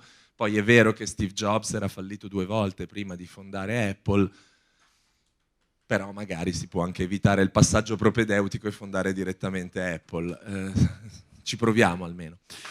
Per lavorare insieme io ho pensato, e mi rendo conto che siete tanti, ma non recederei dall'idea, di dividervi un po' in gruppi, perché questo consentirà all'inizio un confronto fra di voi, fra tutti noi, in modo da iniziare a scambiarci idee. La prima fase che vi propongo dura 20-25 minuti, ci dividiamo direi in 4 gruppi, purtroppo senza troppo diciamo così, poter scegliere, ci dividiamo geograficamente, ci mettiamo più o meno in cerchio, comunque guardandoci in faccia. Christian, Pierre e Francesco mi aiuteranno guidando i singoli gruppi. La prima fase serve per scambiarci idee, per iniziare a pensare a quale può essere il progetto. Naturalmente ognuno ha il diritto-dovere di coltivare il proprio progetto, però in questa fase la cosa importante che vi chiedo è di cercare di arrivare con un'idea unitaria alla fine, con un titolo, una ragione di essere, una testata, un perché fare un progetto, perché quel progetto è con un obiettivo. Eleggerete un portavoce, sceglierete un portavoce che alla fine spiegherà qual è il progetto. Naturalmente nessuna vergogna e nessuna pretesa di aver inventato il progetto editoriale. Questa cosa ci serve solo perché dobbiamo costruire un metodo e nei passi successivi di questa ora e mezza che abbiamo a disposizione proveremo a lavorare per arrivare a imparare un metodo che è appunto un metodo imprenditoriale. Quindi, quanto alla divisione, visto che siete tanti, io proporrei di arrivare più o meno fino a qua e di dividerci poi. Questo è un asse di divisione, quindi voi siete dietro, e questo è l'altro asse di divisione. Quindi i blocchi sono questo, questo, questo e questo. Giratevi con le sedie.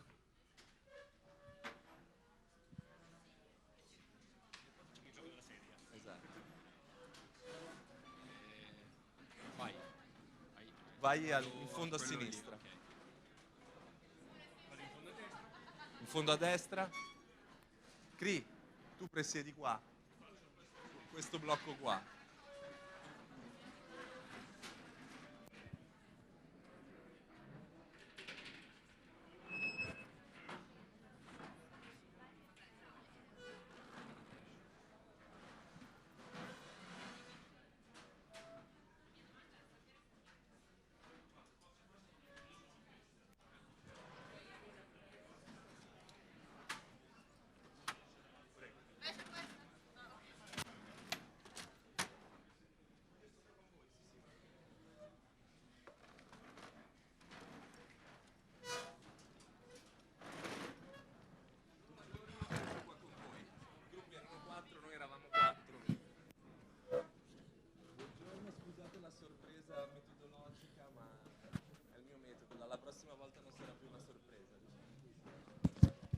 Non abbiamo neanche il tempo di presentarci, di dirci come ci chiamiamo, eccetera, eccetera, perché appunto i tempi sono davvero contingentati per lavorare così.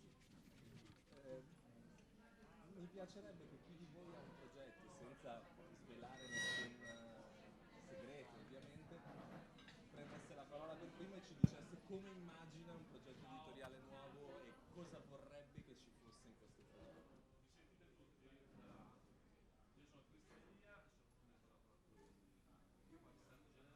Vai, presentati.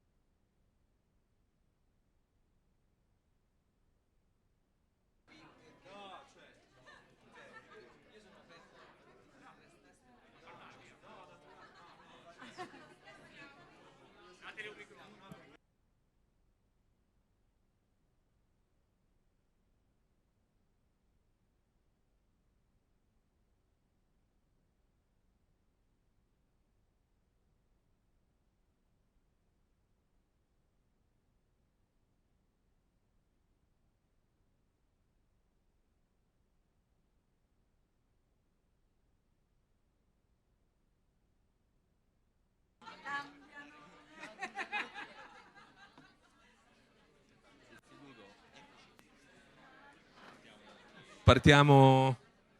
Va bene. Ragazzi, scusate. Sì, adesso. Ragazzi, scusate, ricomponiamoci un attimo.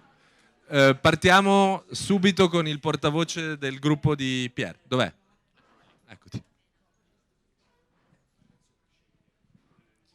Buongiorno a tutti. Allora, noi abbiamo pensato a un sito che non faccia notizie giornaliere o settimanali come fanno tutti, perché abbiamo pensato che ormai il web è saturo di queste cose. Quindi abbiamo pensato a un sito che faccia notizie di approfondimento soprattutto su delle nicchie, e la nicchia che è uscita fuori è quella del lavoro. Quindi noi abbiamo avuto l'idea di fare delle storie sul lavoro, ma non il lavoro come cifre, come numeri, eccetera, ma storie di persone che lavorano. Quindi accompagnate anche da video che supportino queste storie e naturalmente da un testo, da un articolo. Questo articolo sarà abbastanza lungo, quindi anche l'applicazione per mobile dovrà sopperire a questa caratteristica, e quindi sarà una lettura abbastanza lenta. Come finanziamento iniziale si è pensato al crowdfunding, quindi comunque a soldi che vengano dal basso, e si è pensato anche di fare degli abbonamenti ad alcuni articoli, però poi magari all'inizio è difficile che delle persone ti paghino per un prodotto che non conoscono. Una redazione abbiamo pensato che sia abbastanza importante, quindi comunque un lavoro di redazione composto da 4-5 redattori che si ritrovino per parlare di queste cose, anche per avere comunque una linea abbastanza solida.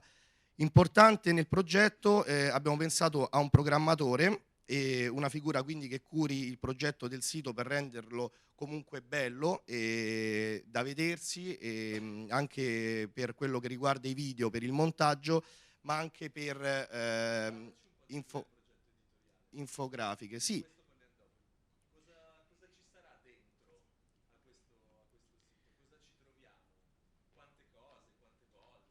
Allora, dentro ci troviamo appunto le storie su persone che lavorano, quindi andare magari a trovare queste situazioni che magari non si conoscono molto bene, perché è facile parlare di numeri, ma le storie singole non si conoscono. Quante volte non ci abbiamo pensato, però essendo 4-5 sarà una cosa abbastanza... Non 6 articoli al giorno, penso, anche perché è un lavoro lungo di fare interviste, eccetera.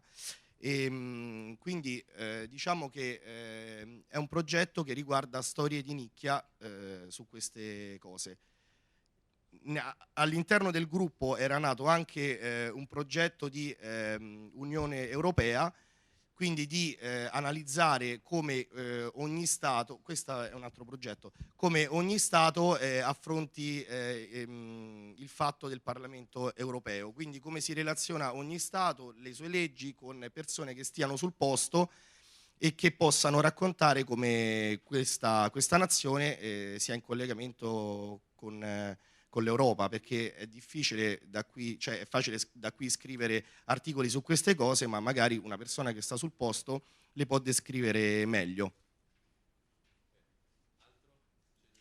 Penso di sì, se poi il gruppo vuole dire qualcos'altro che magari mi sono scordato. No.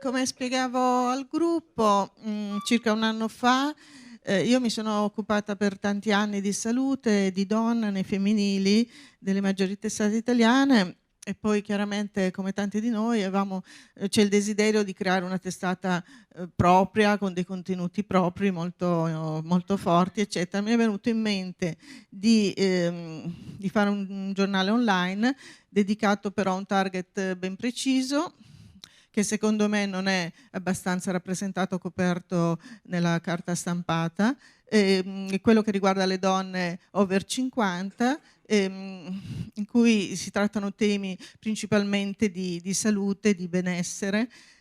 La difficoltà però è stata immediata, perché è un giornale online, per essere interessante ci vuole molto lavoro dentro e va aggiornato quasi tutti i giorni con articoli freschi eccetera. Nel frattempo devi anche lavorare e la difficoltà è quella di non guadagnarci nulla. Ci sono altre colleghe che hanno già tentato meglio di me questa strada e purtroppo tutte quante mi hanno detto: guarda, non ci si guadagna proprio nulla, non riusciamo ad avere un banner pubblicitario anche se abbiamo tantissimi contatti, anche fino a 800.000 contatti, però le aziende farmaceutiche o altre aziende non ci prendono neanche in considerazione. E quindi questi sono veramente i punti deboli, perché nella mia idea c'era anche ovviamente di fare un bel sito con tanti video, con tante interviste per essere più leggero e poco scritto, cioè meno scritto. Sto parlando della salute praticamente. La parte editoriale, ovviamente grande parte sulla salute, poi però anche gli interessi delle donne, perché la donna ovviamente over 50 è una donna ancora molto giovane, che ha anche una buona capacità economica, fortunatamente, e in più è curiosa e secondo me è una fascia di età in cui, perché ci sono le mie amiche di quest'età, si viaggia tanto, si va alle mostre, quindi ci sono anche contenuti culturali, niente di bellezza anche, quindi insomma si spazia nella vita di una donna, si parte dalla salute principalmente, però poi ci si occupa di benessere, insomma cultura, tutto quello che può migliorare la vita di una donna.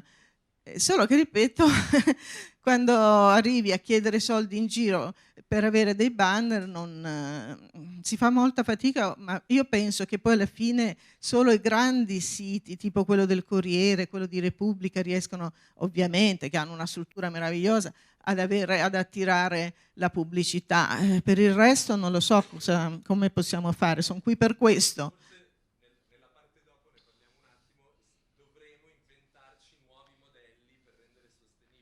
Esatto. Cercando di capire che stare dentro alla logica del banner, del CPM, di tutte le metriche, adesso magari un punto lo facciamo, distacco 2 parole su questo, le dico tra la fine del racconto dei progetti e la parte più di business planning, perché questo è proprio il punto. Esatto, è quello che alla fine fa fallire questi progetti, che magari sono anche molto interessanti, però crollano perché anche noi dobbiamo lavorare per mangiare, per vivere, quindi io devo scrivere degli articoli dove mi pagano e si fa fatica a trovare anche il tempo di portare avanti, ovvio, gratuitamente, insomma, queste cose. Va bene. Grazie mille.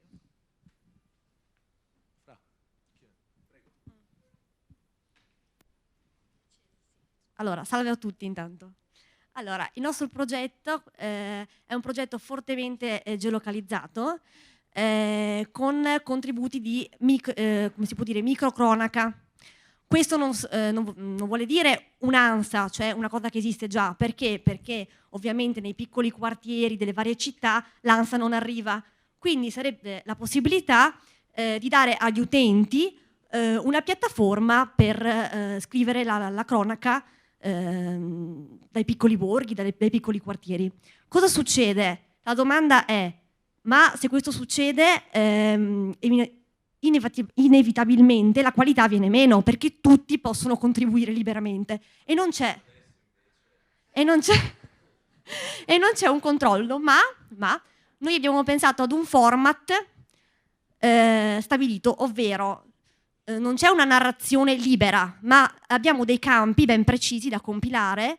Pensiamo quasi ad esempio a un social, dove, come, cosa, e quindi una cosa già meno narrativa, che possa permettere a tutti di poter raccontare notizie dal territorio. Su questo, oltre alla piattaforma di utenti liberi che scrivono, ci sarebbe anche una redazione che nota le notizie più importanti, le verifica in base a vari criteri e può scrivere essa stessa degli approfondimenti, oppure può chiedere a queste persone di fare degli approfondimenti e controllarli, quindi sarebbe una piattaforma doppia. Qui c'è la redazione, ma c'è tantissimo software, cioè da quel che vedo, come dire, è un progetto che ha una grande attenzione alla parte di sviluppo e sta lì il cuore, no? Sembrerebbe di sì. Cioè, Okay, tu abbiamo che eri cercato di poter, di poter unire contributi liberi da parte di tutta la rete e anche qualità, cercando di unire le due cose. Cioè, al Festival del giornalismo troviamo più lavoro per i programmatori, mi sembra di poter dire. No, ma allora non volevo dire, aspetta, non volevo dire forse ma io non sono contrario, non è che, cioè, okay. annotavo. Bene, vado allora. Bene, grazie davvero, buon lavoro. Grazie. Noi, siccome eravamo indecisi fino alla fine, io ho creato una deroga per tutti perché serviva a noi per avere 2 portavoce invece di uno solo.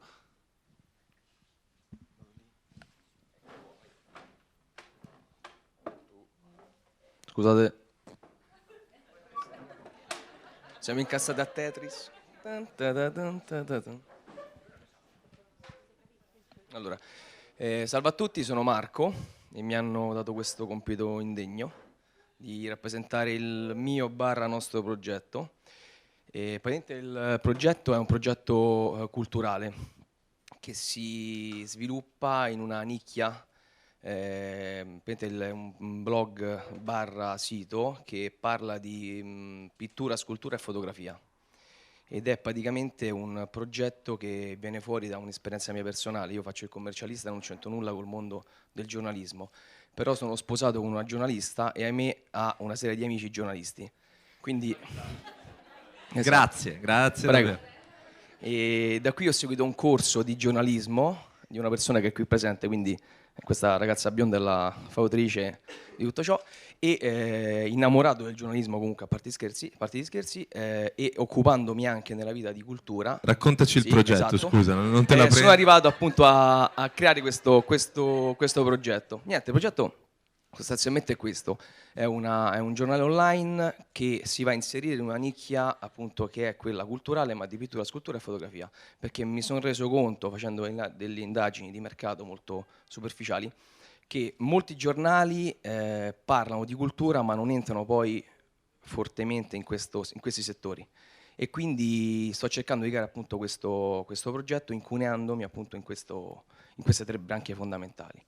E prevede appunto una redazione che lavora sostanzialmente in qualsiasi, cioè non abbiamo bisogno di una redazione proprio fissa, ma si lavora sostanzialmente direttamente sul posto, andando a vedere una mostra piuttosto che un evento, un vernissage, un qualcosa di questo tipo, e niente, si buttano contenuti su questo sito, e stiamo cercando, come abbiamo detto prima, di sviluppare un modello di business, perché comunque poi il problema fondamentale è che chi scrive c'è, chi cura poi la parte software c'è, ma il problema grosso, fondamentale da diversi anni a questa parte, appunto, come sostenere questi progetti. Quindi il problema grosso sta sempre lì.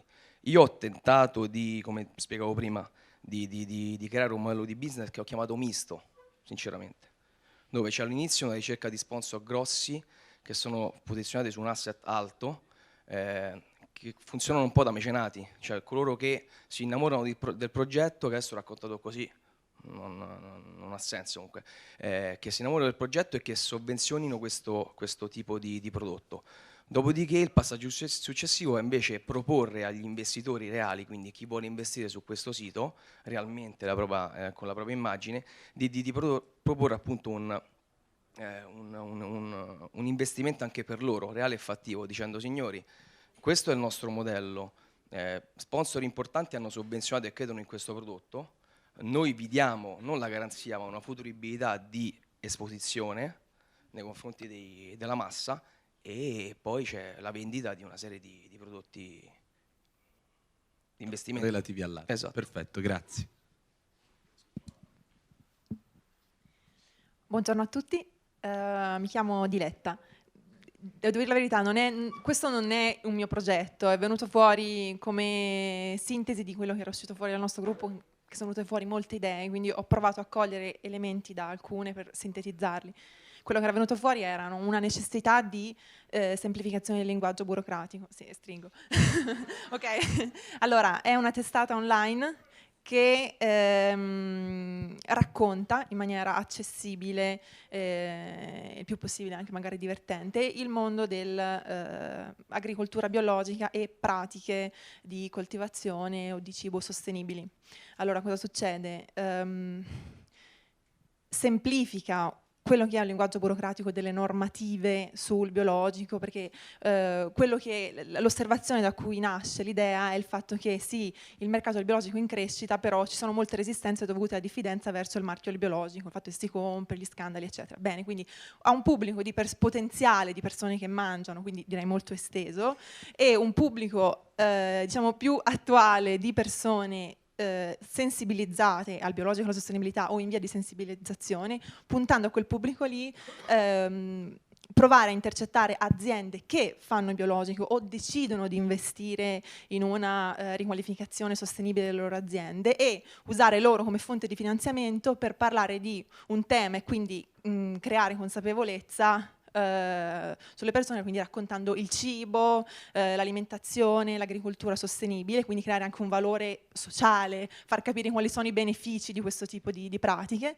D'altra parte far tornare indietro alle aziende, al di là di una maggiore consapevolezza delle persone, anche un canale di ascolto, cioè perché se le persone sotto agli articoli che ti parlano di pane possono commentare, alle aziende torna indietro anche non solo delle metriche, ma anche dei contenuti di ricerca, quindi una sorta di consulenza che gli torna indietro. Perfetto, grazie Diletta, grazie a tutti. Adesso, visto che il tempo è poco, ma il core inizia adesso, ricominciamo a parlare, divisi per gruppi, dei vostri progetti, cercando di modellare davvero una bozza di business plan, che altro non è che un piccolo foglio mentale o pratico in cui scriviamo, capiamo, calcoliamo quanti soldi servono per partire, quanti soldi servono per quindi pagare la struttura informatica, la progettazione, la realizzazione, il lavoro di chi ci lavora dopo, e quanti soldi e come è possibile raccogliere dal punto di vista dei ricavi. Questa ovviamente è la parte più difficile e più importante, perché mentre a calcolare i costi più o meno possiamo sbagliare, ma più o meno li vediamo, come fare a fare ricavi è sempre più complicato. Visti i progetti che voi proponete, suggerisco a tutti di essere molto creativi e di liberarsi della parola banner, che è tornata tante volte, perché giustamente tutti noi, da fruitori dell'informazione o da operatori dell'informazione, siamo abituati a immaginare un giornale digitale che si sostiene attraverso i banner. Ecco, attraverso i banner non si sostiene sostanzialmente nessun giornale, perché il valore unitario di quella cosa, di quella forma di advertising, è sempre più basso e sempre di più lo sarà, sempre di più lo sarà. Quindi, proprio perché state costruendo tutti, avete immaginato e avete presentato progetti che comunque hanno una loro verticalità, una loro, diciamo così, capacità di colpire delle nicchie, delle tendenze, delle elite, cercate di essere creativi nell'immaginare forme di ricavo che stanno fuori da quelle che abbiamo ereditato fino adesso e che si muovono nell'ambito del native advertising, dei servizi di consulenza, del rapporto diretto con gruppi di lettori o di interessi. Naturalmente tenete conto, visto che siamo per lo più una platea di giornalisti, di ogni necessario bilanciamento deontologico, doveroso bilanciamento deontologico, questo mi sembra ovvio. Però ecco, cercate di sforzarvi anche in modo creativo, senza aver paura di gettarla troppo in là la palla, di essere troppo visionari, perché in questa fase o lo siamo tutti tanto o non iniziamo neanche, non partiamo neanche e alla fine ci troviamo poi a sbattere contro una realtà che è quella che ereditiamo dal mercato di internet e dell'informazione digitale degli anni passati, che di fatto non crea valore e lavoro quasi per nessuno. Grazie.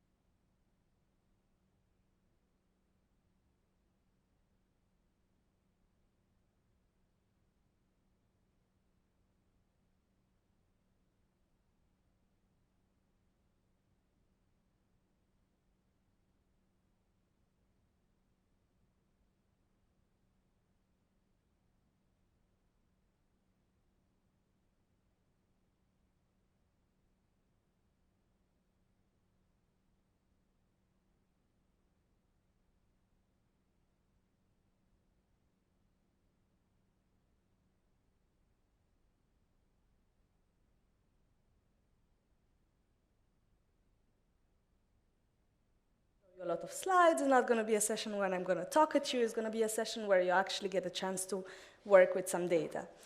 So I'm just going to go very quickly through an introduction of what we're doing now and what we want to do today. And again, then as soon as possible, we'll try to break into groups. Guys, come over closer to the tables. Try to sit around the table. There's plenty of seats.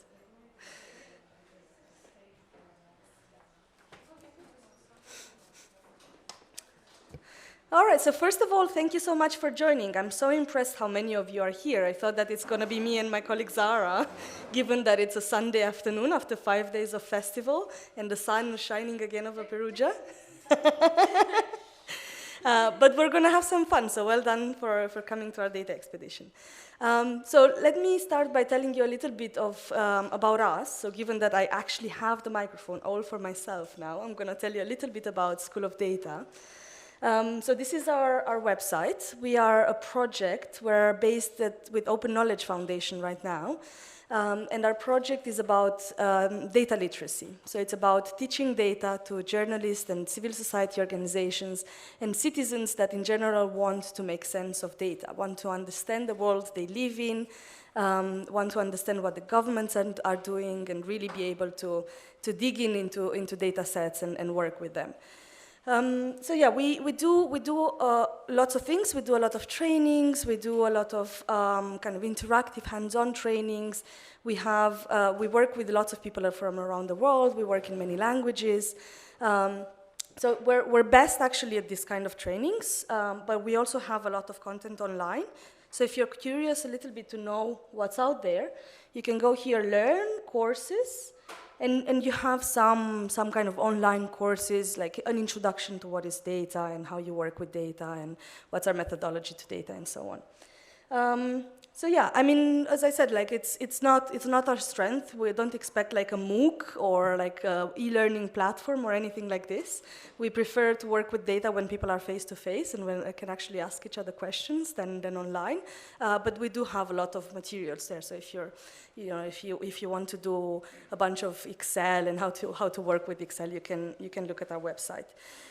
We do some trainings around the world, so follow us on Twitter or our newsletter to know where we are and when we'll do cool stuff. So yeah, that's about who School of Data is. And for this particular event, for the festival, we worked together with the European Journalism Center, and we put together this track during the festival called School of Data Journalism. So let's look a little bit at what we've done so far. So this was our schedule, like in the festival schedule, if you filtered by data journalism, this is what we've done. So together with EJC, we curated this program. We brought here like 12, 15 speakers.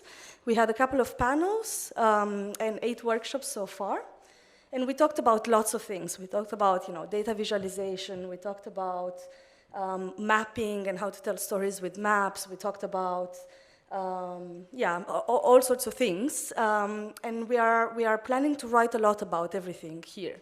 So if you will follow our blog, you'll see in the next week coming like articles about each of these sessions with links to presentations, to materials, to everything that people produced and showed you, step-by-step tutorials, how-tos, so that you don't miss.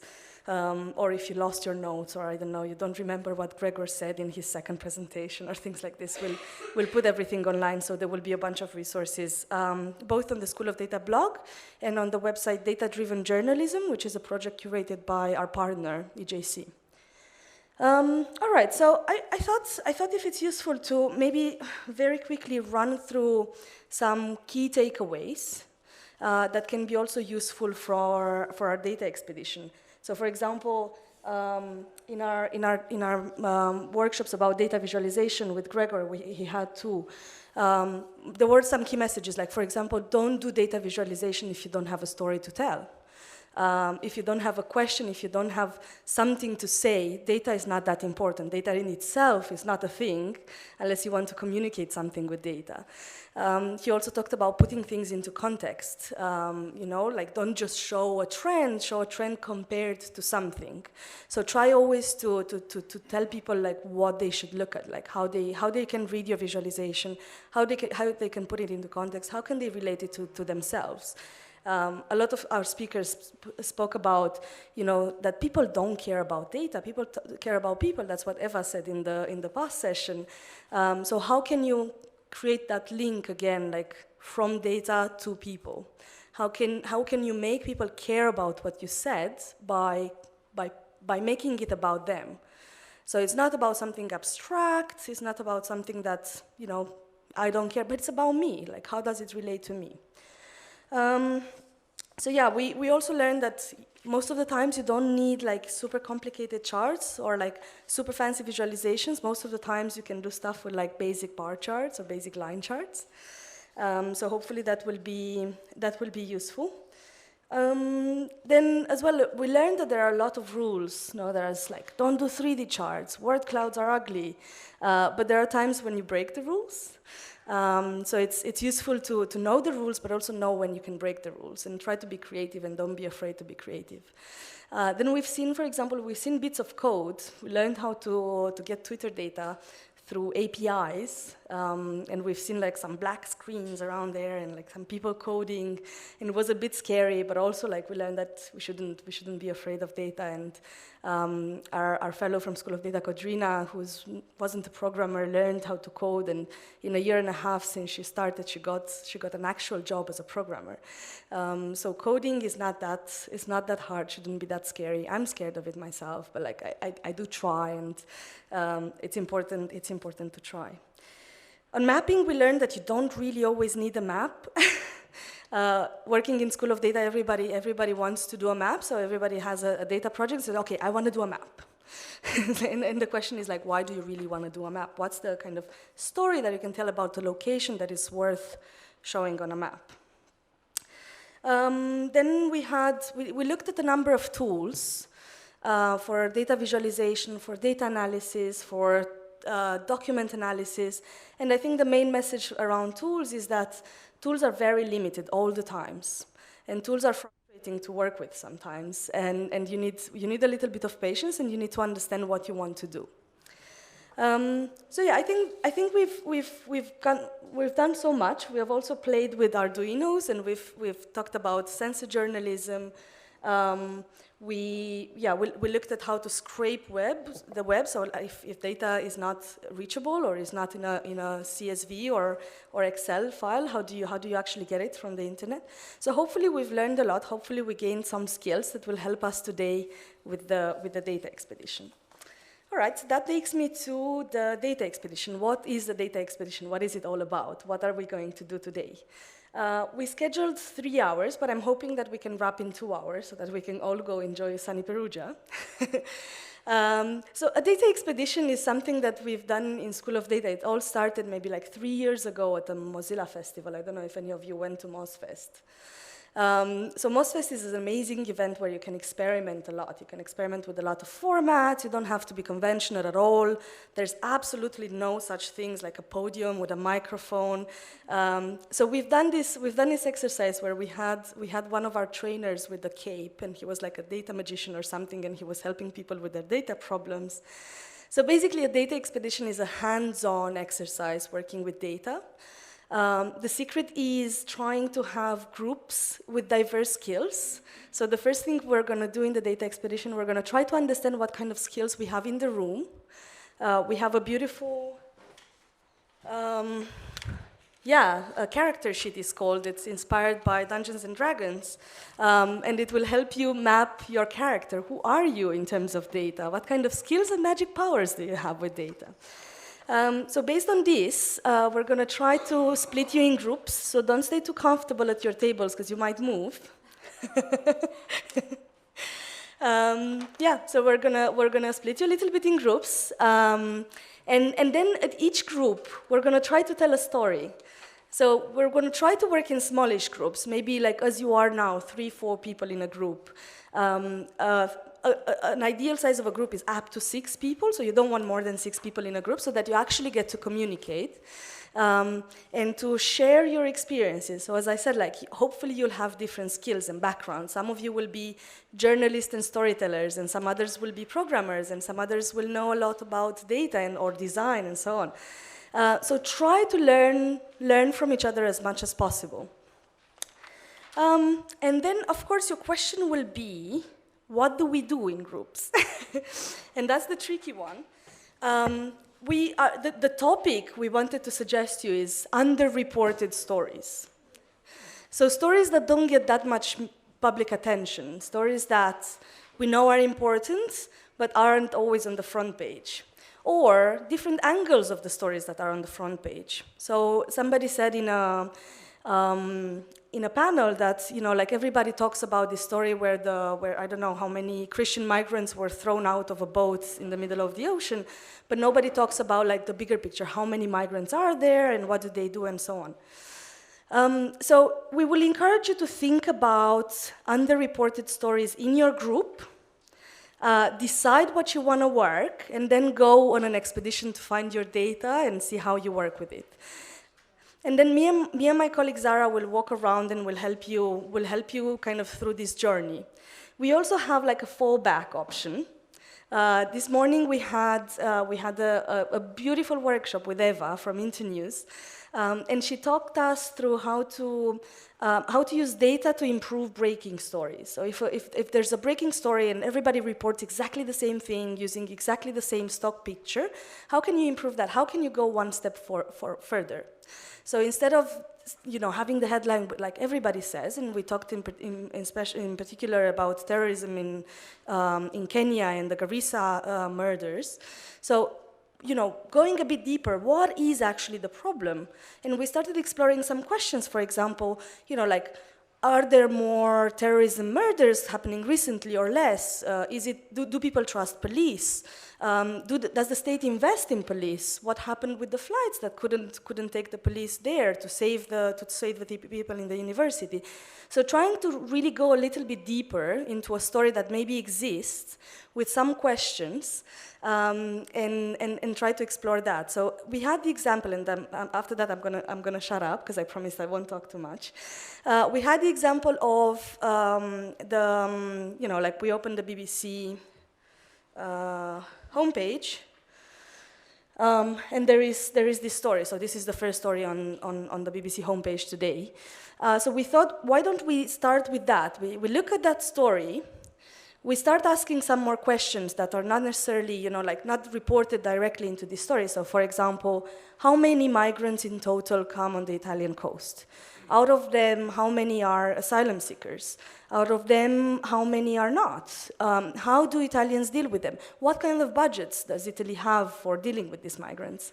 What kind of budgets do other countries contribute with? And things like this. So if we can try going maybe deeper into this story if you're interested in, or as well, like if you have other stories, feel free to pitch that to your group and try to find data. But we had just 20 minutes with Eva to find data about this story, and we actually did. We found a lot of data, so there's amazing data out there. So we could do that. So we're gonna break in groups in a minute now, and then try to introduce very briefly ourselves, and then start working, yeah? Yeah, so Zara, do you want to tell us a little bit how we fill in the sheets? I saw you did it.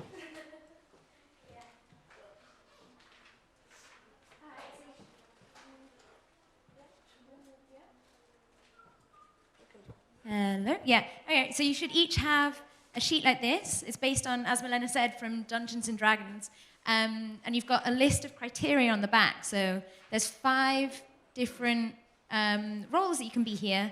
And everyone is a little bit of each of them in a way. So you can be a storyteller. And so if you mark number 1 on the sheet, so you basically have to mark what level you think you are of each of these characters. So for example, for me, I find telling stories quite fun, but I'm a terrible designer. I can't really do that. I'm quite good at finding data, which is being a scout. I've done a bit of like engineering, which is kind of like programming, being a developer. Being able to use code a little bit. And on the analyst side, you can, the differences are you can calculate an average, you know how to correlate, or you are Nate Silver, who is a very, very, very good analyst. So just fill in the sheets, mark where you think you are, and then you should have a kind of shape, and then we'll try and put you in groups with people who have a very different skill set to you, so you can try and have, a really good storyteller together with an analyst, together with a scout. And it totally doesn't matter if you don't think you're good at any of them, because you probably are, okay at least one or two of them.